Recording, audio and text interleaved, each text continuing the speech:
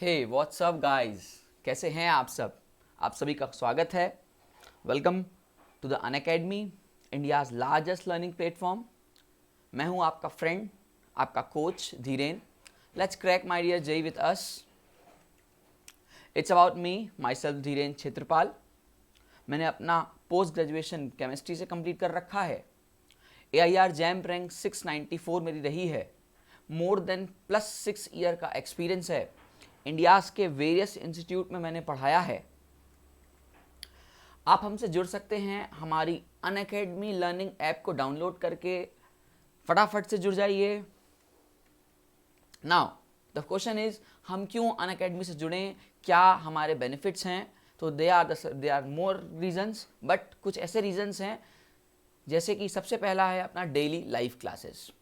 Unacademy एक ऐसा platform है जो आपको लाइव क्लासेस प्रोवाइड करता है। आप हमसे वहाँ पे एंगेज हो सकते हैं, अपने डाउट्स क्लियर कर सकते हैं, अपने डिस्कशन क्लियर कर सकते हैं। कोई भी आपके मन में सवाल हो आप हमसे पूछ सकते हैं। आप हमारे साथ पोल कर सकते हैं। Next is my dear the live test. My dear, मैं हमेशा कहता हूँ कि सिर्फ पढ़ना इंपॉर्टेंट नहीं है, पढ़ने के साथ साथ अपने आप को एनालिसिस करना भी बहुत इंपॉर्टेंट है। अनअकैडमी आपको एक ऐसा मौका देती है कि आप अपने आप को एवेल्यूएट करो, कि पता करो कि आप किस लेवल पे एग्जिस्ट कर रहे हो। उसके लिए आप हमेशा टेस्ट देते रहो, हमारी क्विज अटेम्प्ट करते रहो। ठीक है। Next one is structured course plan. My dear, हमारा जितना भी प्लान है वो पूरा स्ट्रक्चर्ड है, एक वेल मैनर्ड में है, एक फिक्स पैटर्न में है, सो दैट हम आपको अपना बेस्ट देने की कोशिश करेंगे। ठीक। Next one is unlimited access. ये क्या चीज़ है माय डियर? नॉर्मली क्या होता है कोचिंग्स में, आप जाते हो, अपनी किताब उठाते हो, पढ़ना शुरू करते हो और चले जाते हो घर। बट अनअकैडमी कहता है कि अगर आपको इन केस बीच में कोई फ्यूचर में हमसे पढ़ रहे हो और डाउट आ गया और आपको मन कर रहा है और दोबारा वीडियोस देखें और मन कर रहा है देखने का, या आप उस टाइम अपनी वीडियोस किसी रीज़न से छोड़ चुके हो और नहीं देख पाए हो, तो अनअकैडमी ऐसा प्लेटफॉर्म है जो आपको एक्सेस देता है कि आप जितनी बार उस वीडियो को देख सकते हो। अपने कंफर्ट जोन में स्टडी करो। डजेंट मैटर कि आप कितने बजे स्टडी कर रहे हो, बट स्टडी इंपॉर्टेंट है, स्टडी होनी चाहिए, स्टडी से कोई मजाक नहीं। ठीक है। नाउ ये हमारे कुछ प्लस कोर्सेज का डिस्क्रिप्शन है। ठीक है, आप देख सकते हैं बहुत ही इकोनॉमिकल फीस में हम आपको बेस्ट प्रोवाइड करने की कोशिश करते हैं। आप देख सकते हैं सिर्फ और सिर्फ 12 मंथ में अब हम आपसे 27,000 मांगते हैं, जहां पे इंडिया के बड़े बड़े इंस्टीट्यूट अगर आप ऑब्जर्व करो तो साल का करीबन 1 से 1.5 लाख आपसे ले जाएंगी। ठीक है, हम वहीं पे आपको ओनली एंड ओनली 27,000 में ये बात प्रोवाइड करते हैं। ठीक। अगर आपके पास टाइम है, अगर आपके पास अच्छा मौका है स्टडी करने का, तो मेरी मानिए तो आप 1 साल की जगह 2 साल का कोर्स लीजिए, क्योंकि ओनली एंड ओनली सिर्फ 5,000 पे करके आप 24 मंथ के लिए हमारे साथ इनरोल हो सकते हैं। ठीक है। मुझसे कनेक्ट होने के लिए 10% डिस्काउंट को अचीव करने के लिए this is my code, that is Dhiren, that is DHIREN। आप इस कोड को टाइप करिए और इंस्टेंट 10% डिस्काउंट पाइए। ठीक है। Now my dear, welcome to the series of most expected topics. जैसे कि आप सबको पता है कि मैंने एक सीरीज शुरू की हुई है मोस्ट एक्सपेक्टेड टॉपिक की। इस सीरीज का जो मेरा मोटिव है कि जेई में जितने भी मोस्ट एक्सपेक्टेड टॉपिक हर एक चैप्टर से आते हैं मैं उसको कवर करूं। आज इस सीरीज का दूसरा दिन है। मैंने पीरियोडिक क्लासिफिकेशन शुरू किया हुआ था और आज हम लोग पीरियोडिक क्लासिफिकेशन का पार्ट 2 पढ़ने वाले हैं। क्या पढ़ने वाले हैं? पीरियोडिक क्लासिफिकेशन का पार्ट 2 पढ़ने वाले हैं। पार्ट फर्स्ट में मैंने आपको एटॉमिक रेडियाई के बारे में बताया था। एटॉमिक रेडियाई क्या होती है, कितने टाइप की एटॉमिक रेडियाई होती हैं, उनमें कौन कौन से उसके फैक्टर होते हैं, क्या क्या उसमें शील्डिंग इफेक्ट लगती है, कैसे कैसे इफेक्टिव न्यूक्लियर चार्ज डोमिनेट करता है, एंड सो ऑन। ठीक है, आज उसी सीरीज को कंटिन्यू कर रहे हैं। आज हमारा दूसरा पार्ट 2 है। आज हम लोग डिफरेंट टॉपिक्स पढ़ेंगे एटॉमिक रेडियाई के साथ साथ। ठीक है, चलिए आज का जो माय डियर टॉपिक है उस टॉपिक का नाम है आयनाइजेशन पोटेंशियल और आयनाइजेशन एनर्जी। ठीक है, क्या होता है ये आयनाइजेशन एनर्जी?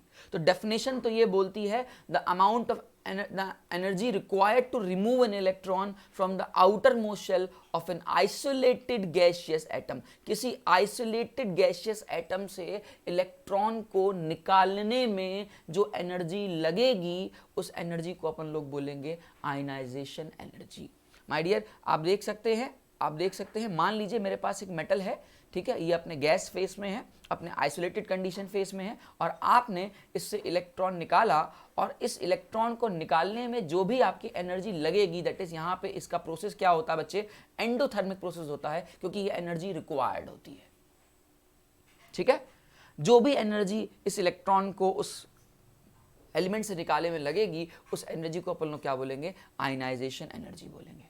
ठीक है, मन में सवाल तो चल ही रहा होगा, सर ये लग क्यों रही है और क्या ये हमेशा लगेगी, ये भी मन में सवाल है. तो पहले तो मैं आपको बता दूं ये क्यों लग रही है.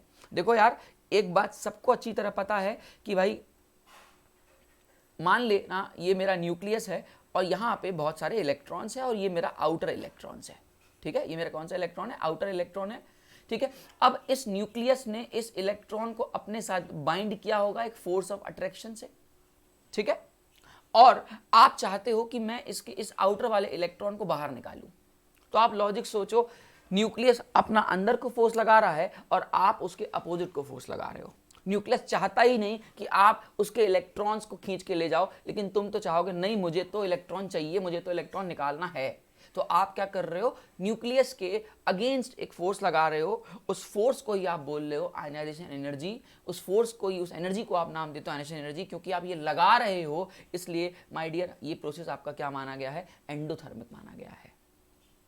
ठीक है, जैसे मैं एग्जांपल लेता हूं कि यार मेरे पास सोडियम है और सोडियम अपने गैसियस फेस में है, और मान लो मैं इससे इलेक्ट्रॉन निकालता हूं, उसको Na+ बना रहा हूं.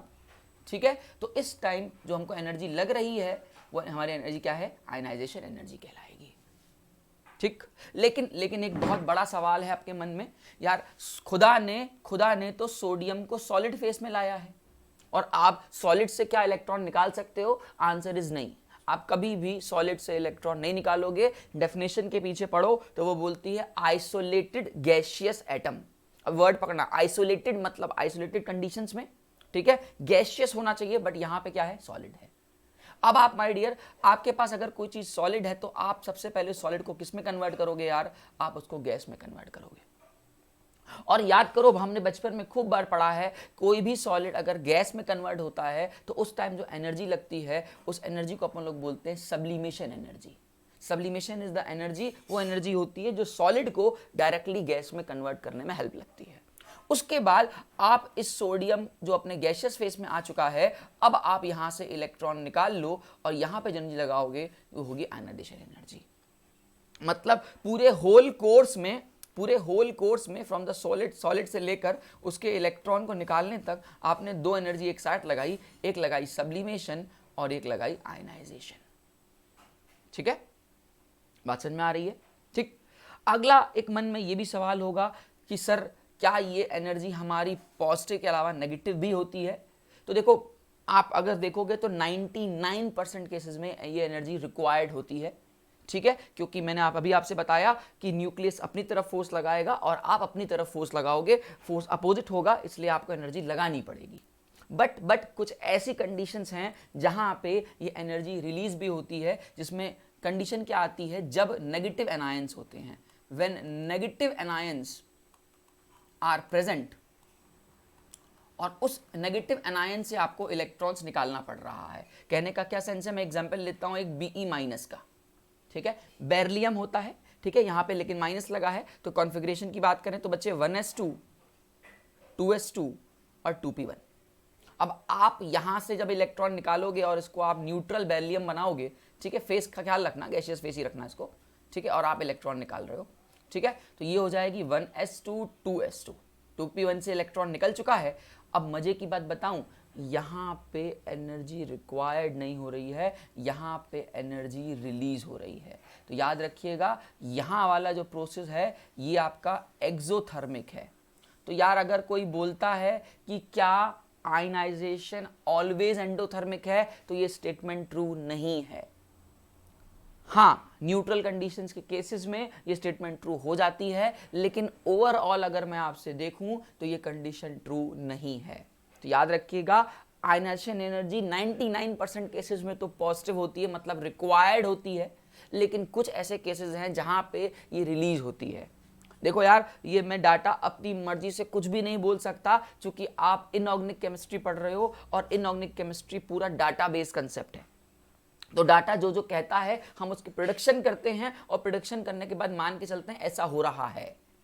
ठीक है, ना तो भाई साहब तूने इलेक्ट्रॉन देखा ना तो मैंने इलेक्ट्रॉन देखा है। ठीक है, तो ये प्रिडिक्शंस हैं हमारे साथ साथ, इसकी वैल्यूज को कैलकुलेट किया गया है, तब ऑब्जर्व किया कि हाँ यार इसका आंसर हमारा नेगेटिव आ रहा है। तो यार ये एनर्जी पॉजिटिव सिर्फ नहीं होती, नेगेटिव भी होती है। ठीक है, आई होप मेरी बात आपको समझ में आ रही होगी, आपके माइंड में जो कंसेप्शन है वो दूर हो गया होगा कि नहीं यार ये एनर्जी तो हमेशा पॉजिटिव होती है, बट हमेशा ऐसा नहीं है, ये एनर्जी नेगेटिव भी होती है। ठीक है, आगे बढ़ते हैं, आगे बढ़ते हैं। अब नेक्स्ट सबसे पहला आता है successive ionization energy. Successive ionization energy, अब ये सक्सेसिव आयनाइजेशन एनर्जी क्या है यार, किसको बुलाते हैं सक्सेसिव? सक्सेसिव का मतलब क्या होता है? सक्सेसिव का मतलब होता है कि जब आप एक बार इलेक्ट्रॉन निकाल रहे हो और फिर आप दोबारा इलेक्ट्रॉन निकाल रहे हो, फिर आप दोबारा इलेक्ट्रॉन निकाल रहे हो, तो उस वर्ड को केमिस्ट्री में यूज करते हो सक्सेसिव। जैसे एग्जांपल के तौर पर मैंने कहा कि कोई एक एलिमेंट ए है, ठीक है, मैंने इससे एक इलेक्ट्रॉन निकाला, इसको बनाया A+,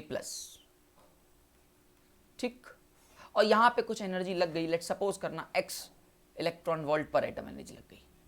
ठीक है, और आपकी ये A+ से जो कि अपने गैस फेस में था, फिर से आपने इलेक्ट्रॉन निकाला तो उसको बनाया आपने A2+। ठीक है, और इस A2+ से आपने फिर से इलेक्ट्रॉन निकाला तो ये आपने क्या बनाया, इसको A3+ बनाया।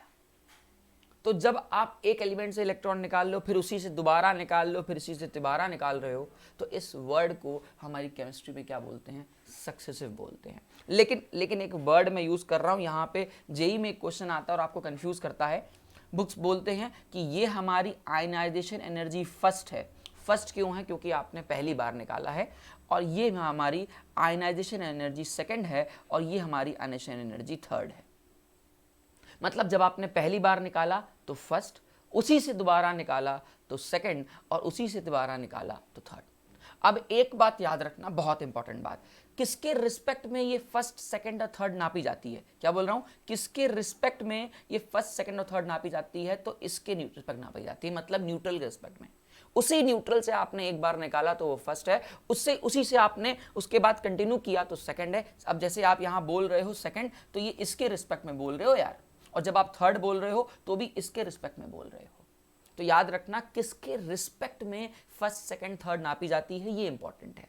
मतलब कुछ ऐसे भी समझ सकते हो, मैंने कहा कि A था, A से A+ गए, A+ से A2+ गए, और 2+ से आप 3+ गए। ठीक है, अब देखना बच्चे, यहां से यहां के लिए ये क्या है, फर्स्ट है, ये आपकी क्या है, फर्स्ट है, और यहां से यहां के लिए आपकी सेकंड है। ठीक है, और यही चीज यहां से यहां के लिए आपकी ये क्या है, थर्ड है। लेकिन अगर तुम्हें परेशान करे एग्जाम में, और जो कि हमेशा करता है, उसके लिए रेडी रहोगे। अगर मैं इसके रिस्पेक्ट में बात करूं तो ये यहां से यहां फर्स्ट है यार। बोलोगे क्या कर रहा है बंदा? सच में बता रहा हूं, आप फर्स्ट, सेकंड, थर्ड हमेशा न्यूट्रल के रिस्पेक्ट में निकालते हो। ठीक है, आयन के रिस्पेक्ट में जब निकालोगे तो इसके लिए फर्स्ट है, और ये इवन पता है तुम्हें A2+ से A3+ जाओगे ना तो ये भी फर्स्ट है। किसके रिस्पेक्ट में फर्स्ट है? एक सेकेंड, किसके रिस्पेक्ट में फर्स्ट है? किसके रिस्पेक्ट में फर्स्ट है? A2+ से A3+ के रिस्पेक्ट में। ठीक है, लेकिन अगर तुमसे बोले कि A2+ से A3+ में बता, A+ से A3+ में बता, तो ये क्या है पता है? इसके रिस्पेक्ट में ये सेकंड है। तो किसके रिस्पेक्ट में निकालते हैं, इसका बहुत बड़ा रोल है। आप ये तो पढ़ लेते हो फर्स्ट, सेकंड, थर्ड, लेकिन किसके रिस्पेक्ट में ये मैटर करता है। और जब तक कुछ भी नहीं एग्जाम में बोला है, तब तक मान के चलोगे कि तुम न्यूट्रल के रिस्पेक्ट में बात कर रहे हो। ठीक है, न्यूट्रल के रिस्पेक्ट में ये फर्स्ट है। ठीक, क्लियर कट है। अब एक मन में एक सवाल ये भी आता होगा कि सर फर्स्ट ज्यादा, सेकंड ज्यादा या थर्ड ज्यादा? तो देखो यार, ये मेरा एलिमेंट A है, यहां से A से आप A2+ पे आए और A2+ से आप A3+ पे आए। सॉरी मैं एक साथ जम कर गया, पहले आप A से A+ पे आए और A+ से आप A2+ पे आए और A2+ से आप A3+ पे आए, ठीक है। मैं एक एग्जाम्पल लेके चलता हूँ, ज़्यादा अच्छा है। लेट सपोज करो मैंने एल्युमिनियम का एग्जाम्पल ले लिया, एल्युमिनियम से पहला इलेक्ट्रॉन निकाला, फिर इसी एल्युमिनियम से मैंने दूसरा इलेक्ट्रॉन निकाला और फिर इसी एल्युमिनियम से मैंने तीसरा इलेक्ट्रॉन निकाला, ठीक है। मान के चलना सारी चीज़ गैस फेस में है, ठीक है। अब देखो कैसे पहचानते हैं कि सेकंड ज़्यादा है कि थर्ड ज़्यादा है कि फर्स्ट ज़्यादा है। इसके लिए एक ही कंसेप्ट होता है, उस कंसेप्ट को बोलते हैं E/P रेशियो कंसेप्ट। कौन सा कंसेप्ट यार? E/P ratio concept. ये क्या है E/P रेशियो? मैंने पिछले क्लास में बताया था, इलेक्ट्रॉन इज टू प्रोटॉन का रेशियो देखा जाता है। क्योंकि यार एक बात सोचो, जब आप एल्युमिनियम से एल्युमिनियम प्लस पे जा रहे हो, अगर मैं देखूं तो यहाँ पे इलेक्ट्रॉन्स कितने हैं, यहाँ पे इलेक्ट्रॉन्स कितने हैं 13, और अगर प्रोटॉन्स की बात करें तो भी 13 है, ठीक है। लेकिन यहाँ पे अगर मैं इलेक्ट्रॉन्स की बात करूँ तो 12 है, लेकिन प्रोटॉन्स की बात करूँ तो अभी भी 13 है। यहाँ पे इलेक्ट्रॉन्स आपके 11 हो जाते हैं, ये 13 और ये 10 और ये 13। तो आप क्या देख रहे हो, आप क्या ऑब्जर्व कर रहे हो? आप ऑब्जर्व कर रहे हो कि इलेक्ट्रॉन्स तो कम हो रहे हैं लेकिन प्रोटॉन्स तो कांस्टेंट हैं। अब यार इलेक्ट्रॉन्स कम हैं और प्रोटॉन आपके कांस्टेंट हैं, तो क्या फोर्स ऑफ अट्रैक्शन बढ़ना नहीं चाहिए? आपको नहीं लगता कि जब आप A से A+ में जाओगे और A+ से A2+ में जाओगे तो एनर्जी अलग अलग होगी, और एनर्जी अलग अलग के साथ साथ एनर्जी जो सेकंड वाली होगी वो फर्स्ट से ज्यादा होगी। क्यों ऐसा बोल रहा हूं, सेकंड वाली फर्स्ट से ज्यादा? तो देखो यार यहाँ पे 13 इलेक्ट्रॉन है और 13 प्रोटॉन है। जैसे ही आपने कम किया तो अब आपके पास 12 इलेक्ट्रॉन्स है, मतलब वही 13 के 13 प्रोटॉन पहले 13 इलेक्ट्रॉन को झेल रहे थे, अब वही के 13 प्रोटॉन 12 इलेक्ट्रॉन को झेल रहे हैं। इसका मतलब कहीं ना कहीं फोर्स ऑफ अट्रैक्शन क्या हो जाएगा? इंक्रीज कर जाएगा। और अगर यार फोर्स ऑफ अट्रैक्शन इंक्रीज कर दिया तो थोड़ा सा कहीं ना कहीं स्लाइटली सा रेडियाई क्या कर जाएगा? डिक्रीज कर जाएगा, और आपको इलेक्ट्रॉन को निकालना और मुश्किल होगा। तो अगर मैं बोल रहा हूं कि यार ये मेरी आयनाइजेशन एनर्जी फर्स्ट है, ये मेरी आयनाइजेशन एनर्जी सेकंड है और ये मेरी थर्ड है, तो आप लॉजिक सोचो सबसे ज्यादा मुश्किल कहां से होगा? तो आंसर इज यार थर्ड वाले से सबसे ज्यादा मुश्किल होगा, उसके बाद यार सेकंड वाले से मुश्किल होगा, और उसके बाद फर्स्ट वाले से मुश्किल होगा। क्योंकि फोर्स ऑफ अट्रैक्शन बढ़ता जा रहा है। तुम इधर से जद्दोजहद करोगे और न्यूक्लियस इधर से जद्दोजहद करेगा। न्यूक्लियस बोलेगा मैं निकलने नहीं दूंगा, और आप निकालने की कोशिश करोगे।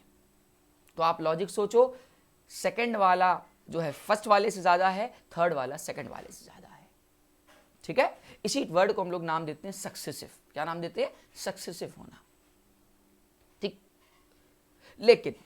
लेकिन क्या हमेशा सेकंड फर्स्ट से ज्यादा है? क्या हमेशा थर्ड सेकंड ज्यादा है? तो ये स्टेटमेंट के पीछे भी कुछ कारण है, कब ट्रू है और कब ट्रू नहीं है। अगर आप उसी एलिमेंट की बात कर रहे हो तो ये स्टेटमेंट ट्रू है, लेकिन कोई दो डिफरेंट एलिमेंट की बात कर रहे हो तो ये स्टेटमेंट ट्रू नहीं है। जैसे एग्जाम्पल के तौर पर मैं क्या बोलना चाह रहा हूं, देखो अगर मैं एल्युमिनियम को लेता हूं और यही एलिमेंट है एल्युमिनियम, तो जब मैंने पहला इलेक्ट्रॉन निकाला तो मैंने कहा ये प्लस, ये 2+ और ये माय डियर 3+। तो यहां पे लगी आपकी आई फर्स्ट, किसके रिस्पेक्ट में भाई साहब? अगेन बोल रहा हूं इसके रिस्पेक्ट में। ये आई सेकंड अगेन उसके एल्युमिनियम के रिस्पेक्ट में, और ये थर्ड अगेन उसी के रिस्पेक्ट में। तो ठीक है, third is greater than second and second is greater than first, ठीक है, ओके।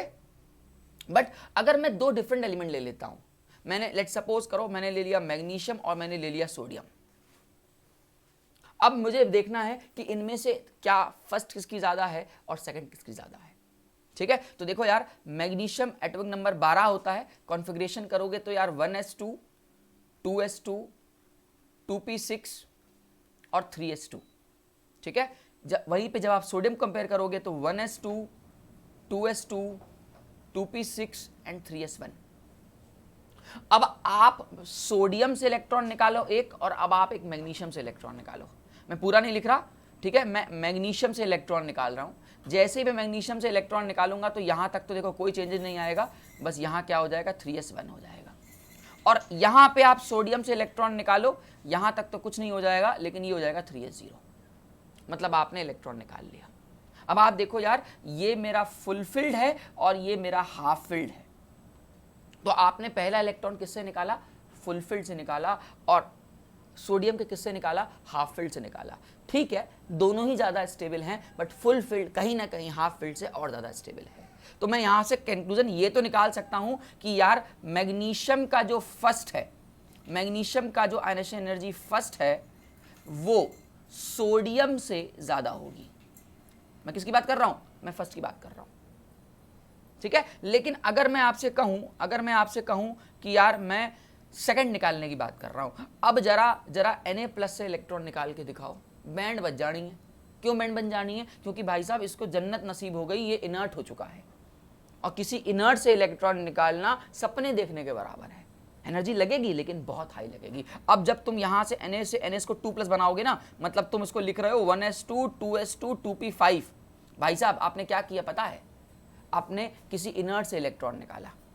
और यहां पे देखो मैग्नीशियम में, देखो यहां पे लिखा मैंने Mg2+, तो जब आप यहां से करोगे तो ये बस और कुछ नहीं, ये 3s0 हो जाने वाला है। तो आप क्या ऑब्जर्व कर रहे हो? आप ये ऑब्जर्व कर रहे हो कि सोडियम का जो सेकंड वाला है वो मैग्नीशियम के सेकंड वाले से ज्यादा है। क्या बोला मैंने? सोडियम का जो सेकंड वाला है वो मैग्नीशियम के सेकंड वाले से ज्यादा है। क्यों ऐसा है? क्योंकि आप जब इलेक्ट्रॉन निकाल रहे हो Na+ से, तो वो इनर्ट से निकाल रहे हो। ओके, तो माइंड में ये सेटअप मत कर देना कि हमेशा 3 to 1 ऐसा होता है।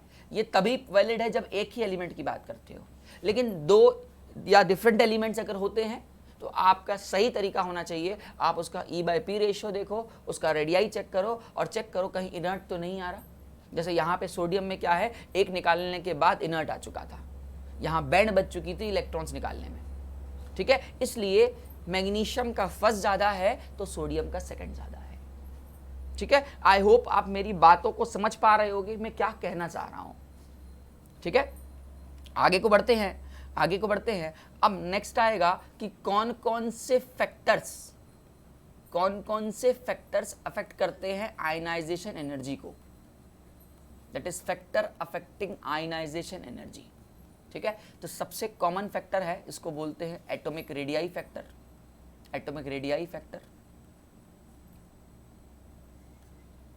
ठीक है, सबको ये बात पता है कि यार जब तुम टॉप से बॉटम को जाओगे, जब हम टॉप से बॉटम, इसको 2 सीरीज बना लेते हैं, पहला है मेरा टॉप से बॉटम, दूसरा कर लेंगे लेफ्ट से राइट।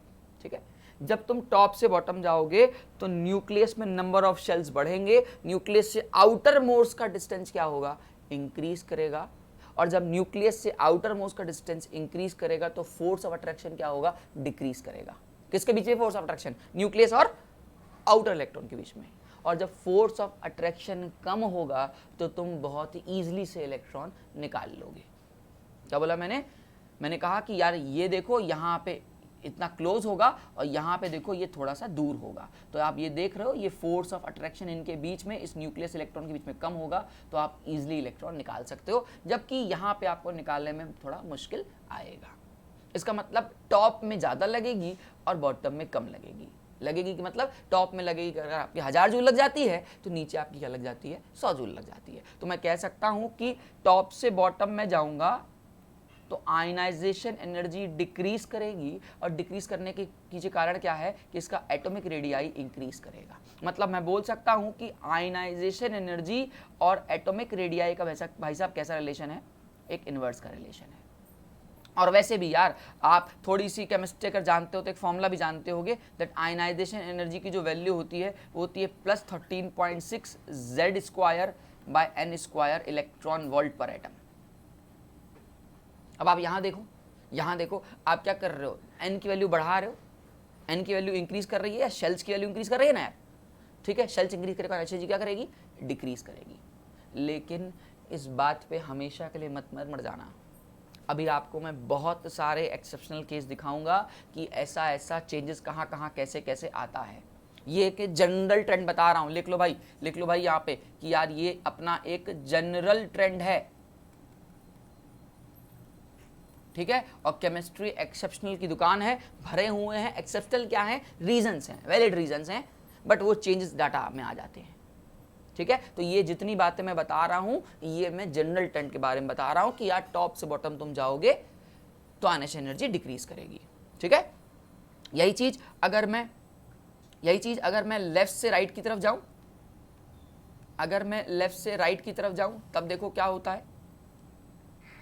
अगर मैं लेफ्ट से राइट की तरफ जाता हूं तो यार लेफ्ट से राइट में आपको पता है कि Z इफेक्टिव बढ़ता है। ये लास्ट क्लास में पढ़ाया था, Z effective equal to effective nuclear charge मतलब nuclear charge minus shielding effect. ये लास्ट क्लास वाली आप वीडियो देखिएगा तो उसमें मैंने आपको बताया है कि क्या होती है शील्डिंग इफेक्ट, कैसे शील्डिंग इफेक्ट को निकालते हैं। हमारे स्लेटर्स बाबा ने शील्डिंग के बारे में क्या कहा था, ठीक है। और उसके बाद मैंने आपको पढ़ाया था लास्ट क्लास में Z इफेक्टिव क्या होता है। तो देखो यार मैं मान के चल रहा हूं एक इफेक्टिव न्यूक्लियर चार्ज आपको पता है। अब यार लेफ्ट से राइट को जाओगे, जब आप लेफ्ट से राइट को जाओगे तो ये जो इफेक्टिव न्यूक्लियर चार्ज है ना, ये इफेक्टिव न्यूक्लियर चार्ज है, ये इंक्रीज करेगा। और जब याद रखना इफेक्टिव न्यूक्लियर चार्ज इंक्रीज करेगा तो एटॉमिक रेडियाई जो होती है वो डिक्रीज करेगी। और फिर वही बात, अगर एटॉमिक रेडियाई डिक्रीज करेगी तो इलेक्ट्रॉन्स को निकालना मुश्किल हो जाएगा, ठीक है। उस वजह से आयनाइजेशन एनर्जी क्या कर जाएगी बच्चे मेरे, आयनाइजेशन एनर्जी हमारी इंक्रीज कर जाएगी। फिर वही बात, ये ट्रेंड सिर्फ और सिर्फ जनरल ट्रेंड है, हमेशा ऐसा नहीं होगा, केमिस्ट्री है ये। अभी मैं एक्सेप्शनल की दुकान सारी खोल दूंगा कि ये एक्सेप्शनल्स है, ये कंडीशन में यहाँ आपको ध्यान देना होगा। ये अभी जो मैं बात कर रहा हूं ये जनरल बात कर रहा हूं, ठीक है, ओके, ठीक। नेक्स्ट आएगा effective nuclear charge. Effective nuclear charge कैसे काम करता है यार, इफेक्टिव न्यूक्लियर चार्ज कैसे काम करता है, तो ये तो हो ही गया, अभी ऊपर बता दिया इफेक्टिव न्यूक्लियर चार्ज। अभी हमने बात की इसकी यार Z इफेक्टिव की, कि Z इफेक्टिव जितना ज्यादा होगा, ठीक है, ओके, उसकी आयनाइजेशन एनर्जी उतनी ज्यादा होगी। जैसे भैया एग्जाम्पल लेते हैं, मेरे पास एग्जाम्पल है, लेट सपोज करो, पेन का कलर थोड़ा अच्छा रखूं, लेट सपोज करो एक मेरे पास Pb है, एक मेरे पास Pb2+ है और एक मेरे पास Pb4+ है, ठीक है। और मुझसे बोल रहा है कि इनको आयनाइजेशन एनर्जी में अरेंज करो।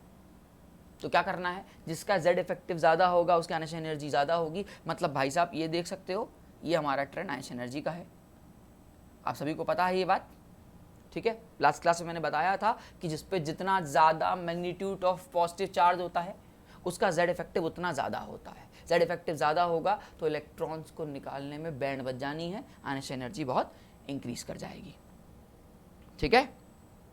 चलिए अब नेक्स्ट बात करते हैं, अरे मैंने ये लिखा हुआ है छोड़ दो, नेक्स्ट बात करते हैं, नेक्स्ट टर्म होता है पेनिट्रेशन पावर। ये बहुत इंपॉर्टेंट बात है, पेनिट्रेशन पावर, और यहां से समझते हो एक्सेप्शन शुरू हो रहे हैं। देखो एक बात याद करो, आपने पढ़ा है कि जो शील्डिंग की वैल्यू होती है वो सबसे अच्छी S की होती है, फिर भाई साहब P की होती है, फिर भाई साहब D की होती है और वर्स्ट F की होती है। मैं हमेशा बोलता हूं S की शील्डिंग होने का अच्छा क्या मतलब और F की शील्डिंग होने की बुरे की क्या मतलब। देखो यार एक टर्म है Z effective, that is nuclear charge minus shielding effect. Shielding क्या होती है ये बात सबको पता है, शील्ड मतलब इलेक्ट्रॉन्स को अंदर ना आने देना, आउटर के इलेक्ट्रॉन अंदर ना एंट्री कर पाए, उसको शील्डिंग बोलते हैं। तो चूंकि आपको पता है कि S की शेप स्फेरिकल शेप होती है और स्फेरिकल शेप की वजह से वो उसको अच्छी तरह घेर लेता है, ठीक है। और F हमारी फंडामेंटल शेप है, इसलिए वो इलेक्ट्रॉन्स न्यूक्लियस को अच्छी तरह घेर नहीं पाएगा और इलेक्ट्रॉन इजीली इंटर कर पाएंगे। अगर मैं बोल रहा हूँ S की शील्डिंग अच्छी है तो इलेक्ट्रॉन को इंटर करना मुश्किल होगा, और अगर मैं बोलता हूँ F की शील्डिंग बुरी है तो इलेक्ट्रॉन को इंटर करना बहुत आसान होगा, ठीक है। अब देखो यार एक बहुत अच्छी बात बताने जा रहा हूँ, बड़ा मजा आ जाएगा आपको उसको देखने में। बहुत अच्छा एग्जाम्पल है ये एग्जाम्पल है बेरिलियम और बोरॉन का। किसका है, बेरिलियम और बोरॉन का। अब देखो बेरिलियम का देखा जाए तो 1s2 और ये होता है 2s2, और इसका देखा जाए तो ये है 1s2 2s2 और ये आपका 2p1।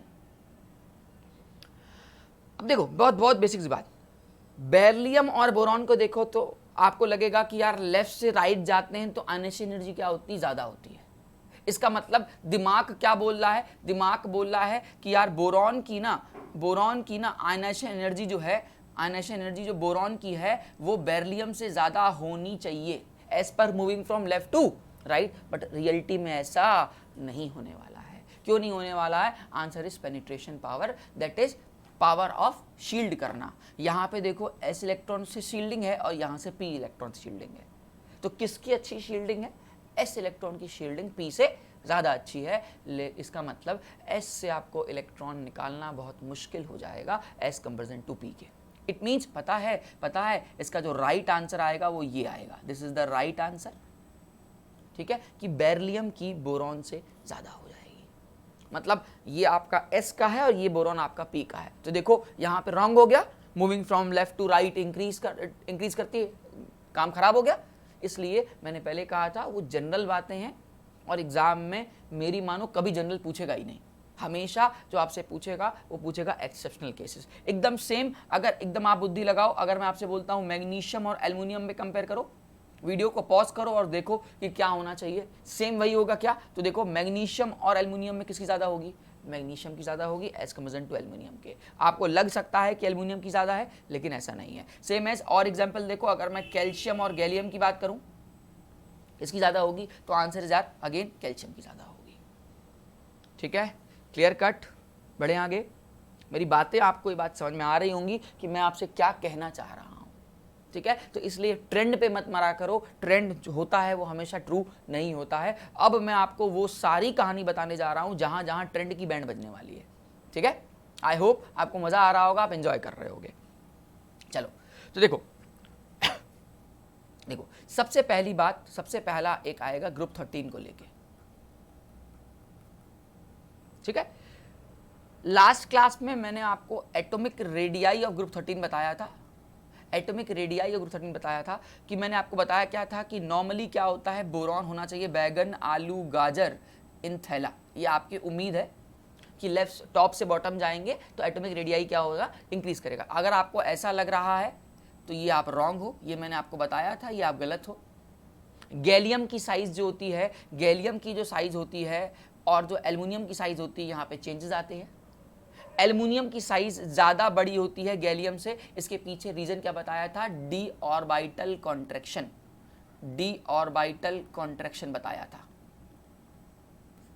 ठीक है, और इंथिनियम और थैलिनियम नियरली सेम साइज के बताए थे, इसके पीछे रीज़न दिया था मैंने लेंथनॉइड कॉन्ट्रैक्शन, लेंथनॉइड कॉन्ट्रैक्शन।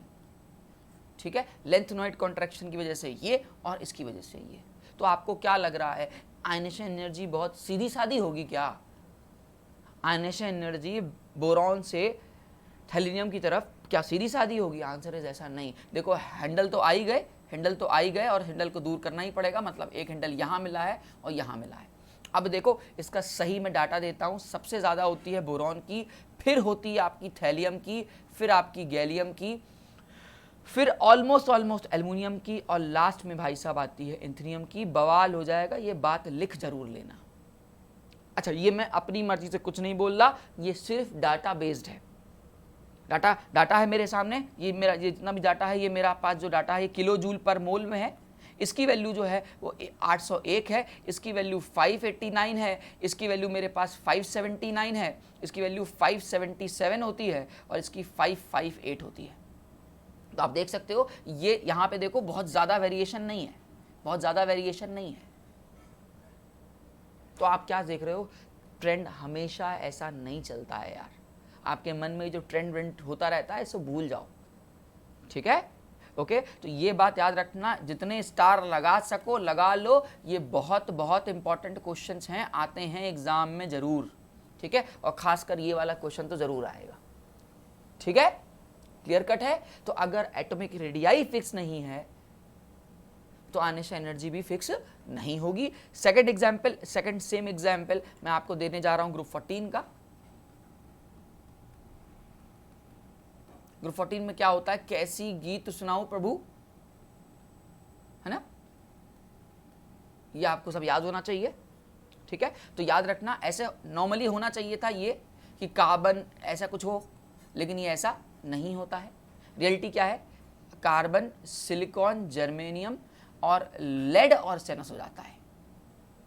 ठीक है, ये देखो, ये ट्रेंड हमेशा याद रखना है, ये हमेशा होता है। तो यहाँ पे हैंडल आ गया, ये चीज़ याद रखनी है। ठीक है, ये किसके लिए मैं बात कर रहा हूँ, ये ग्रुप 14 के लिए बात कर रहा हूँ। ठीक, क्लियर कट, याद रहेगी बात।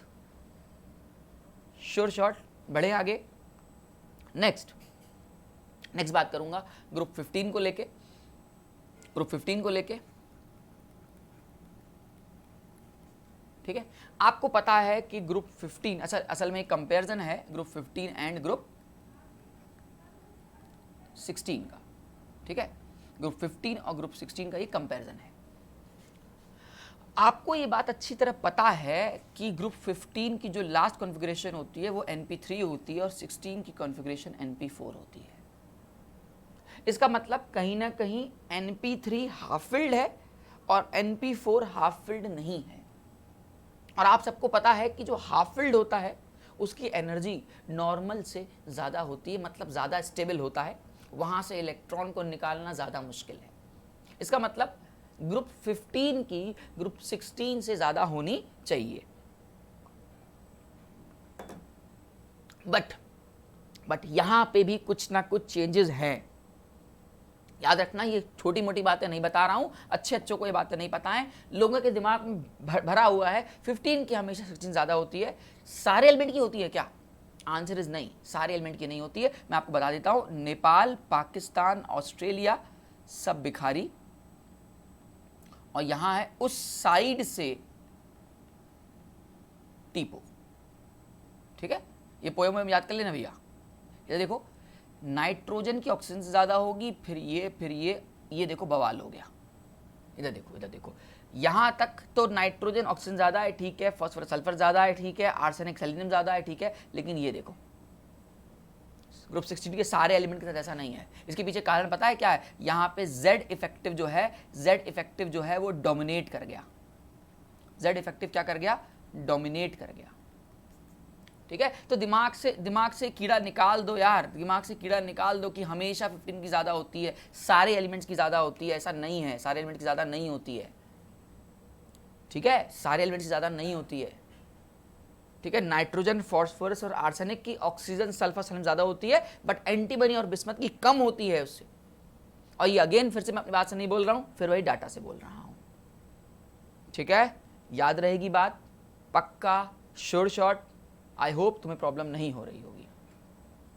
अब मैं बात करने जा रहा हूं, एकदम बवाली मचेगा, वो तो है डी ब्लॉक के एलिमेंट के साथ। ये है डी ब्लॉक एलिमेंट के साथ। डी ब्लॉक एलिमेंट में आयनेशन एनर्जी का कैसा और क्या ट्रेंड होगा। पहले तो अगर आपके दिमाग में ये बातें हैं कि अगर मैं एटॉमिक रेडियाई की बात करूं तो होता क्या है, 3D, 4D और 5D ऐसे चलता है कुछ ट्रेंड होता है। आपने ये पढ़ा है मेरे से लास्ट क्लास में, या आपको नॉलेज है कि 4D और 5D ऑलमोस्ट बराबर होते हैं ड्यू टू लेंथेनॉइड कॉन्ट्रैक्शन। ठीक है, लेंथेनॉइड कॉन्ट्रैक्शन की वजह से ऐसा होता है।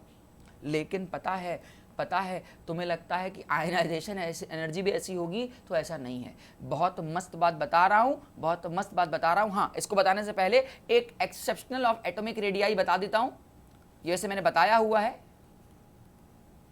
ठीक है, सिर्फ एक ही है, सेकेंड ईयर लगाएंगे एसी वाले मेंबर में। ठीक है, इसकी ज्यादा होती है। किसकी बात कर रहा हूं? ये एटॉमिक रेडियाई की बात कर रहा हूं, क्योंकि इसका काम यार यहां पे आएगा। ठीक है, ये एटॉमिक रेडियाई की बात चल रही है, ये भी एटॉमिक रेडियाई है हमारा। ठीक है, ये एक्सेप्शनल है, अदरवाइज नॉर्मली 4D का 5D से ऑलमोस्ट सिमिलर होता है, लेकिन इसको इन दोनों को छोड़ के। बट अगर मैं आयनाइजेशन एनर्जी की बात करूं ना यार, मेरी राइटिंग माशाअल्लाह है, मज़ा आती होगी आपको राइटिंग देखने में, है ना। अगर मैं आयनाइजेशन एनर्जी की बात करूं तो बवाल हो जाएगा। बवाल क्या है कि आयनाइजेशन एनर्जी में आप देखते हो कि ये आपकी सबसे ज़्यादा किसकी होती है, यहाँ आती है 4D, फिर आता है बीच में 3D और फिर आता है यहाँ पे 5D। ये बात याद रखनी है यार, ये बात आपने याद रखनी है, 4D, 3D और 5D। ये बहुत बहुत इंपॉर्टेंट बात बता रहा हूँ। 5D की 3D से और 4D से चेंजेस आते हैं, और इस चेंजेस का आपको ख्याल रखना होगा। ठीक है, मैं एक क्वेश्चन उठा लेता हूँ। हाँ, एक्सेप्शनल सिर्फ एक ही है, ओनली एक्सेप्शनल। इसको पेन चेंज कर ले रहा हूँ। एक्सेप्शनल सेकेंड ईयर लगाएंगे एसी में, ठीक है, तो इसकी इससे ज़्यादा होगी। यही एक एक्सेप्शनल है, ओनली एक्सेप्शनल है, जबकि जनरल ट्रेंड ये है। ठीक है, क्या मैंने कहा, जनरल ट्रेंड ये। एक एग्जांपल ले लेते हैं, एक एग्जांपल ले लेते हैं, हटाओ सब। ठीक, एग्जांपल क्या लेते हैं, मैंने क्या बोला कि 4D है, 3D है और 5D है, ये ट्रेंड याद रखना है। जैसे एग्जांपल में एक क्वेश्चन है, टी जरा हाफ, टी जरा हाफ, इसको मैं यहां लिख देता हूं यार, टी जरा हाफ। आपको पता होना चाहिए ये हमारा 3D का है, ये हमारा 4D का है और ये हमारा 5D का है। तो सबसे ज़्यादा किसकी होगी, सबसे ज़्यादा किसकी होगी, तो सबसे ज़्यादा होगी हफोनियम की, उसके बाद आएगी आपकी टाइटेनियम की और उसके बाद आएगी जर्कोनियम की, ZR। ठीक है, तो ये बात याद रखना। देखो देखो, ऐसे नॉर्मली कितना भी याद करो नहीं हो जाएगा। जैसे उसी तरह, जैसे एग्जाम्पल और ले लेता हूँ, मन तक रे, मन तक रे, यहाँ ले लेता हूँ, यहाँ ले लेता हूँ, मन तक रे। ठीक है, अब देखो ये भी 3D, ये 4D और ये 5D। ठीक है, किसकी ज़्यादा होगी, सबसे ज़्यादा किसकी होगी, 5D की, तो RH, उसके बाद MN और उसके बाद TC। तो आप देख पा रहे हो यार कि जो आप जनरल ट्रेंड की उम्मीद करते हो, टॉप से बॉटम, लेफ्ट से राइट, उन सब की बैंड बज चुकी है। इसलिए इन सब बातों का ख्याल रखना है कि यार हमको जब भी आयनाइजेशन एनर्जी पढ़ना है तो ट्रेंड्स के पीछे नहीं मरना है, रेगुलर ट्रेंड नहीं होने चाहिए, दिमाग में एक्सेप्शनल ट्रेंड होने चाहिए। जेई में जितने भी क्वेश्चन आएंगे वो सारे के सारे एक्सेप्शनल ट्रेंड से आएंगे, वो नॉर्मल ट्रेंड से क्वेश्चन नहीं पूछेगा। ठीक है, नेक्स्ट, अगर मैं आयनिक स्पीशीज के अंदर बात करूं आयनाइजेशन एनर्जी की, आयनिक स्पीशीज के अंदर मैं आयनाइजेशन एनर्जी की बात करूं तो सबको पता है यार, सबको पता है आइसो इलेक्ट्रॉनिक स्पीशीज के बारे में लास्ट क्लास में मैं डिस्कस कर चुका हूं। मैं एक सीधे गंदा वाला क्वेश्चन उठा रहा हूं। ठीक है, गंदा वाला क्वेश्चन उठा रहा हूं भाई। अगर मैं तुमसे पूछता हूं, पहले सिंपल, एक K है, एक Ca2+ है, एटॉमिक रेडियाई बताओ किसकी छोटी है, एटॉमिक रेडियाई इनमें से अरेंज करो किसकी छोटी है, सोचना।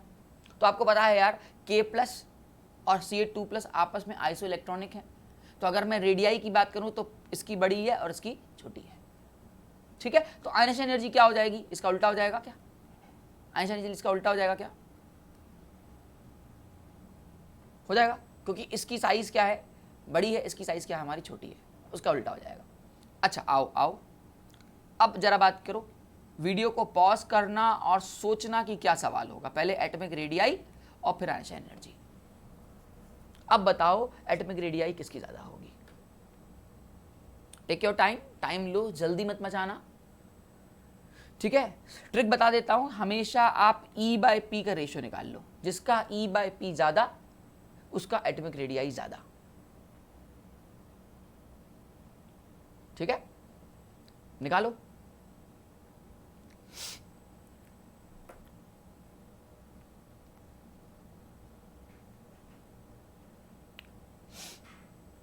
निकाल लिया होगा, आई होप सो। तो देखो आपको आंसर आ रहा होगा, अगर मैं एटॉमिक रेडियाई की बात कर रहा हूं तो इसकी रेडियाई इससे बड़ी है, और अगर मैं यही चीज आयनाइजेशन एनर्जी की बात कर रहा हूं तो इसकी इससे ज्यादा है। ठीक है, बात समझ में आ रही है। ये अपनी मर्जी से मैंने कोई भी डाटा नहीं लिया है यार। ठीक है, कोई भी डाटा अपनी मर्जी से नहीं ले रहा हूं, ये सारी बातें on the respect of E/P ratio कर रहा हूं। ठीक है, E/P रेशियो के रिस्पेक्ट में आप आंसर दे रहे हो। ठीक, क्लियर कट, अच्छा क्वेश्चन था ये। एक दो क्वेश्चन और बता देता हूं आपको, एक दो क्वेश्चन आपको और करा देता हूं।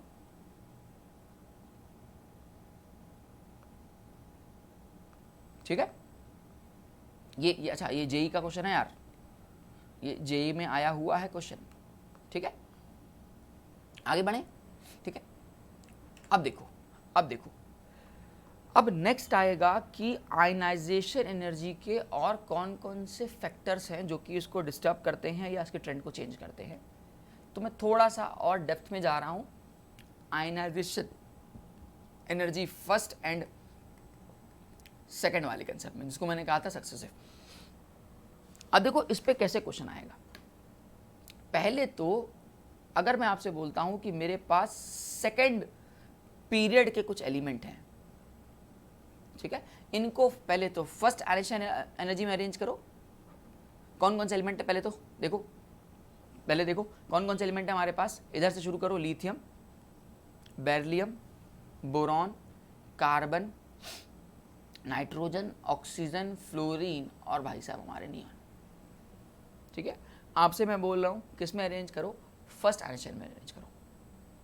तो देखो जल्दी मत मचाना, हैंडल है बीच बीच में, उस हैंडल को क्रॉस करना। कहाँ कहाँ हैंडल होगा तुम जानते हो, एक तो देखो इनर्ट गैस का हैंडल होगा, वीडियो पॉज करके खुद करके देखना, ठीक है। दूसरा हैंडल आपको यहां मिलेगा, तीसरा हैंडल आपको यहां मिलेगा,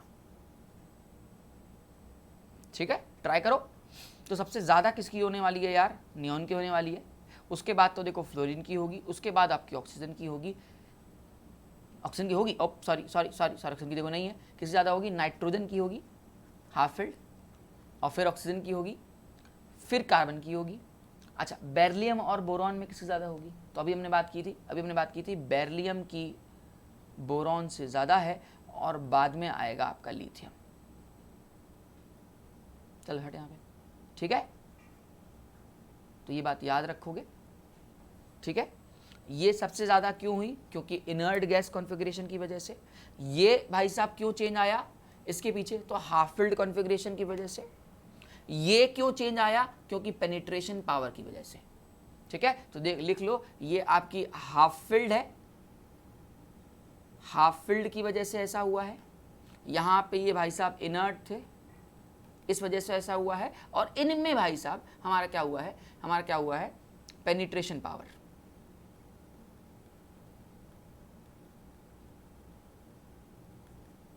ठीक है, इस वजह से हुआ है। अब ये तो हुई आपने क्या निकाली, फर्स्ट आयनेशन निकाली। अब आपसे जरूरी नहीं है कि एग्जाम में फर्स्ट पूछे, आपसे सेकंड भी पूछेगा और थर्ड भी पूछ सकता है। अब करोगे क्या, अब इसका एक ट्रिक है। ट्रिक ये कहता है कि आपने एक एक इलेक्ट्रॉन जब निकाल लिया तो एजम्पशन सिर्फ करना कि यार जैसे आपने लिथियम से एक इलेक्ट्रॉन निकाला तो अब वो लिथियम नहीं रहा, अब वो क्या बन चुका है, हीलियम बन चुका है, क्योंकि आप इलेक्ट्रॉन निकाल चुके हो। उसी तरह जब आपने बेरिलियम से एक इलेक्ट्रॉन निकाला तो वो बेरिलियम नहीं रहा, एक कम कर दो तो वो लिथियम हो गया। उसी तरह बोरॉन अब क्या हो गया, बेरिलियम हो गया, एंड सो ऑन। मतलब आपको कुछ नहीं करना, एक एक को उठा के कम करते जाना है और उसके बाद फिर से सोचना है कि किसकी ज्यादा होगी और किसकी कम होगी। अब देखो इस बार क्या ये जो नियॉन भाई साहब हैं, ये क्या आप इनर्ट रहे, नहीं रहे। इसका एटॉमिक नंबर 10 था, अब ये 10 से भाई साहब कहाँ आ गए होंगे, 9 में आ गए होंगे। मतलब ये नियॉन क्या बन चुका होगा, फ्लोरीन बन चुका होगा। फ्लोरीन क्या बन चुका होगा, ऑक्सीजन बन चुका होगा। ऑक्सीजन क्या बन चुका होगा, नाइट्रोजन बन चुका होगा। नाइट्रोजन कार्बन बन चुका होगा। कार्बन बोरॉन बन चुका होगा। बोरॉन बेरिलियम बन चुका होगा। बेरिलियम लिथियम बन चुका होगा। और भाई साहब लिथियम तो हीलियम बन चुका होगा। इसका मतलब इनर्ट गैस आपको कहां मिली, हीलियम पे मिली। किसके रिस्पेक्ट में मिली, लिथियम के रिस्पेक्ट में मिली। इसका मतलब इस बार लिथियम सबसे पहले आना चाहिए। इस बार लिथियम सबसे पहले आना चाहिए, ठीक है ना यार, लिथियम सबसे पहले आना चाहिए। आ गया। इसके बाद नियॉन क्या बन चुका है, फ्लोरीन, इसलिए नियॉन आना चाहिए, ठीक है। फ्लोरीन क्या बन चुका है, ऑक्सीजन बन चुका है। और ऑक्सीजन क्या बन चुका है, नाइट्रोजन बन चुका है। तो इसका मतलब किसको आना चाहिए, ऑक्सीजन को आना चाहिए। उसके बाद आपका क्या आना चाहिए, फ्लोरीन आना चाहिए। उसके बाद आपका नाइट्रोजन आना चाहिए, ठीक है। और नाइट्रोजन के बाद यहां देखना आपका बोरॉन आना चाहिए, फिर आपका कार्बन आना चाहिए, और लास्ट में आपका बेरिलियम आना चाहिए। तो चेंज हो गया, ट्रेंड चेंज हो गया। देख सकते हो लिथियम सबसे पहले आके अटक गया, ठीक है। क्या किया मैंने, वही काम, लिथियम को बनाया हीलियम, नियॉन को बनाया आपका फ्लोरीन, एंड सो ऑन, ठीक है। कर लोगे ये बात तो आपसे पूछ सकता है किसी के बीच में, बताओ इसकी फर्स्ट क्या है और बताओ इसकी सेकंड क्या है, ठीक। आई होप आपको मेरी बातें समझ में आ रही होंगी। आप इंजॉय कर रहे होगे इन सब बातों को, आयनिश एनर्जी के ट्रेंड्स को, ठीक है। ठीक, चलिए एक आध क्वेश्चन और करते हैं, हो सकता है कुछ पेज खत्म हो जाए। जब हटाओ, मैंने बनाया था ऐसे ही। हाँ, एक क्वेश्चन है मेरे पास, आपसे बोलेगा कि यार लार्जेस्ट गैप कहाँ ऑब्जर्व करोगे। जैसे एग्जांपल एक क्वेश्चन है यार, मेरे पास है लिथियम, ऑक्सीजन, नियॉन और बेरिलियम, ये मेरे 4 मेंबर हैं, ठीक है। आपसे पूछेगा कि लार्जेस्ट जंप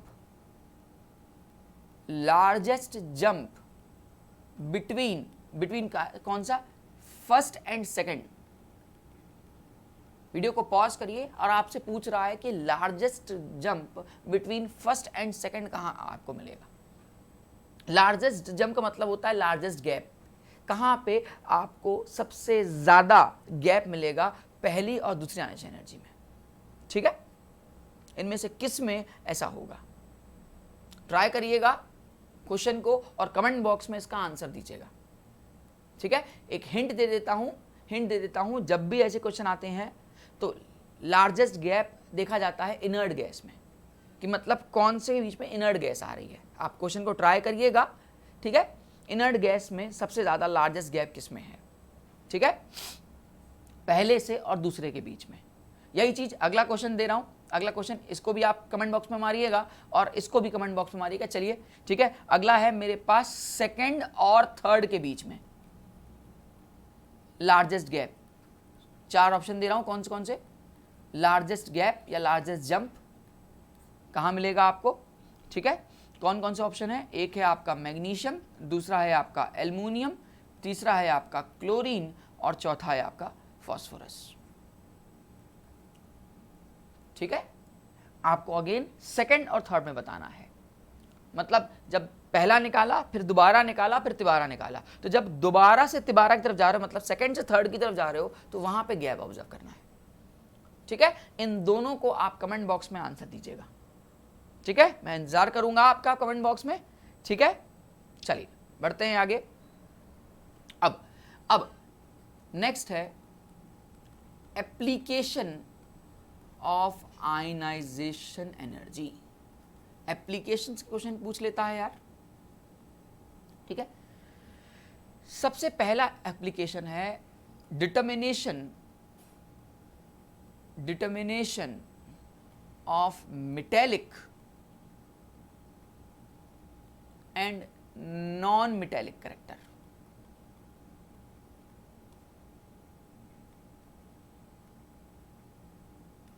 ठीक है, आप सभी को इतना तो पता है कि मेटेलिक कैरेक्टर का मतलब मेटल्स होने की टेंडेंसी और नॉन मेटेलिक का मतलब नॉन मेटल्स की होने की टेंडेंसी। और जनरली मेटल्स वो जो इलेक्ट्रॉन्स को लूज करना जानते हो और नॉन मेटल्स वो जो इलेक्ट्रॉन्स को खाना जानते हो, ठीक है। आप सबको ये पता है कि जब आप पीरियोडिक टेबल में लेफ्ट से राइट को जाओगे तो मेटेलिक कैरेक्टर डिक्रीज करेगा और नॉन मेटेलिक कैरेक्टर इंक्रीज करेगा। एक सेकेंड यार, ठीक है। जबकि जब आप टॉप से बॉटम को जाओगे तो मेटेलिक कैरेक्टर आपका इंक्रीज करेगा और नॉन मेटेलिक कैरेक्टर आपका डिक्रीज करेगा, ठीक है। अब आप सोचो, लेफ्ट से राइट जा रहे हो तो आयनाइजेशन एनर्जी क्या हो रही है, आयनाइजेशन एनर्जी क्या हो रही है, इंक्रीज कर रही है। और टॉप से बॉटम जा रहे हो तो आयनाइजेशन एनर्जी क्या हो रही है, डिक्रीज कर रही है। मतलब अगर मैं किसी एक को उठा लूं, चाहे मेटेलिक को उठा लूं चाहे नॉन मेटेलिक को उठा लूं, तो मैं देख रहा हूं, मैं मेटेलिक को उठा रहा हूं कि मेटेलिक कैरेक्टर जिसका ज्यादा होगा उसकी आयनाइजेशन एनर्जी उतनी कम होगी। इसका इनवर्स का रिलेशन बन जाएगा। या आप इसको नॉन मेटेलिक कैरेक्टर जितना ज्यादा होगा उसकी आयनाइजेशन एनर्जी उतनी ज्यादा होगी। एक ट्रेंड ये भी बन गया, ठीक है। ओके, बहुत सिंपल चीज है, कोई बहुत बड़ा तोप नहीं है, इसमें कुछ नया नहीं है, ठीक है। असली मजा आएगा, असली मजा आएगा। अच्छा पहले एक और देख लो, रिएक्टिविटी। नेक्स्ट एप्लीकेशन है इसका रिएक्टिविटी। साथ साथ यार लिखते जाना आप लोग इसको।